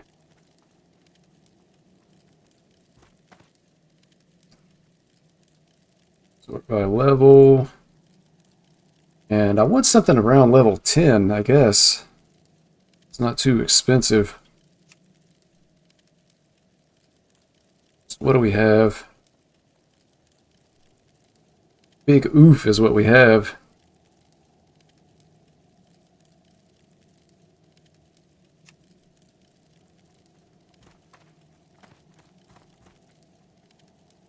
Yeah, this is all like too expensive. Really wasn't looking to spend that kind of cash on it.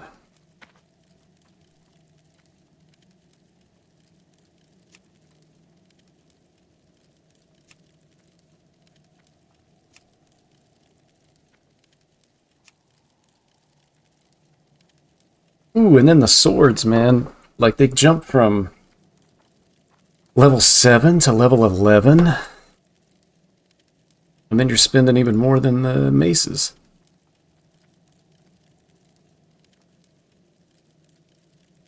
Well, maybe not.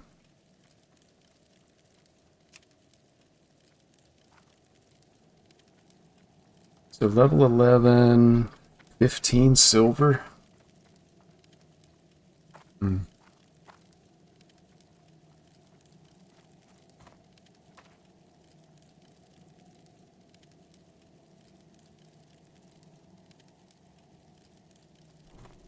Or I can get the level 10 mace.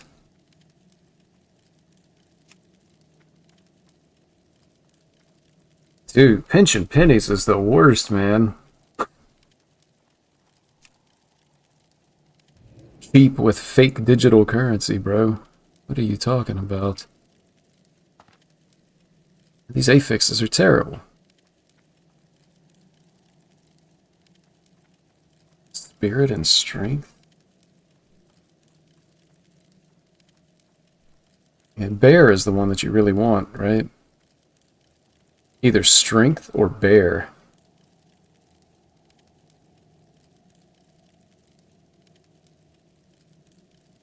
Or what, like 40% increase in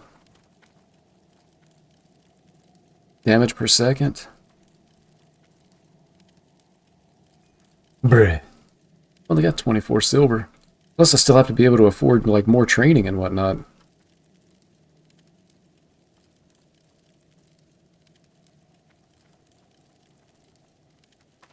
Two-handed swords. There were some level 7s that were a lot cheaper. Agility, spirit, man. Who wants that? Strength, who wants that?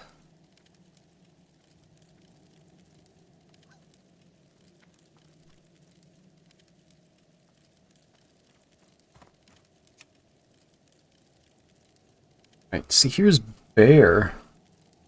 But the buyout is 15 gold, man.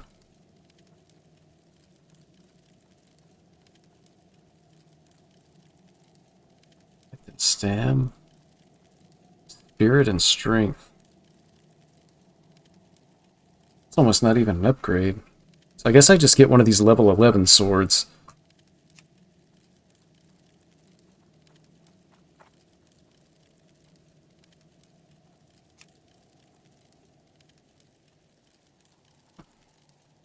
Dude, about to go broke.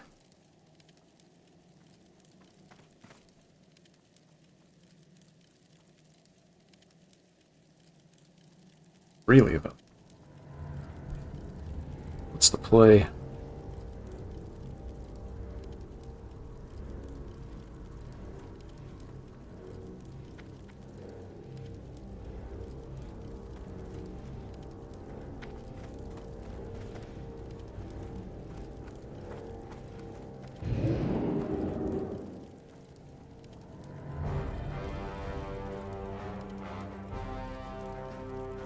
This guy, lose 2 strength.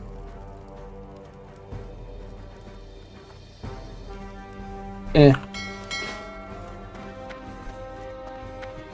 I really have to be careful, man, because I don't want to get into a situation where I can't afford training. So I guess I'll just keep what I have. Maybe we're not killing all that slow. It would be nice to be able to have an upgrade, though. Hopefully there's a quest that offers us a weapon upgrade soon. But I'm not sure. I don't know.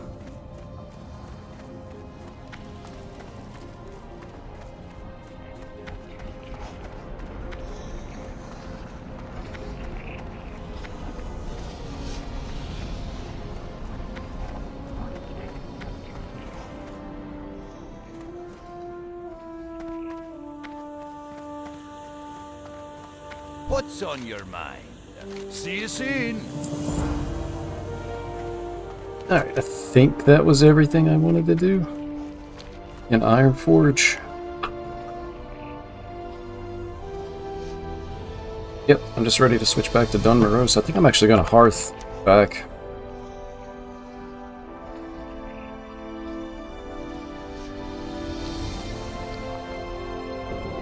Back to Goldshire. And then we'll be ready to knock out some more quests in Elwyn Forest. Easy, baby. Oh, the game is easy, dude.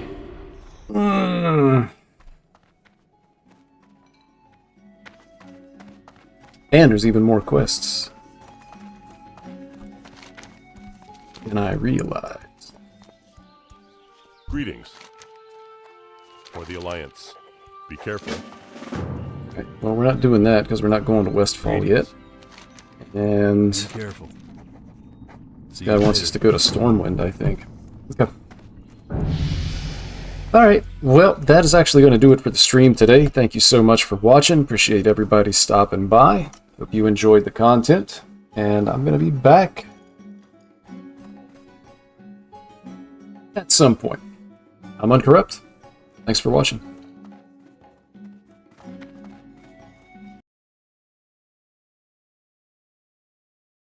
Oh baby, that awkward moment when I'm having a hard time ending the stream.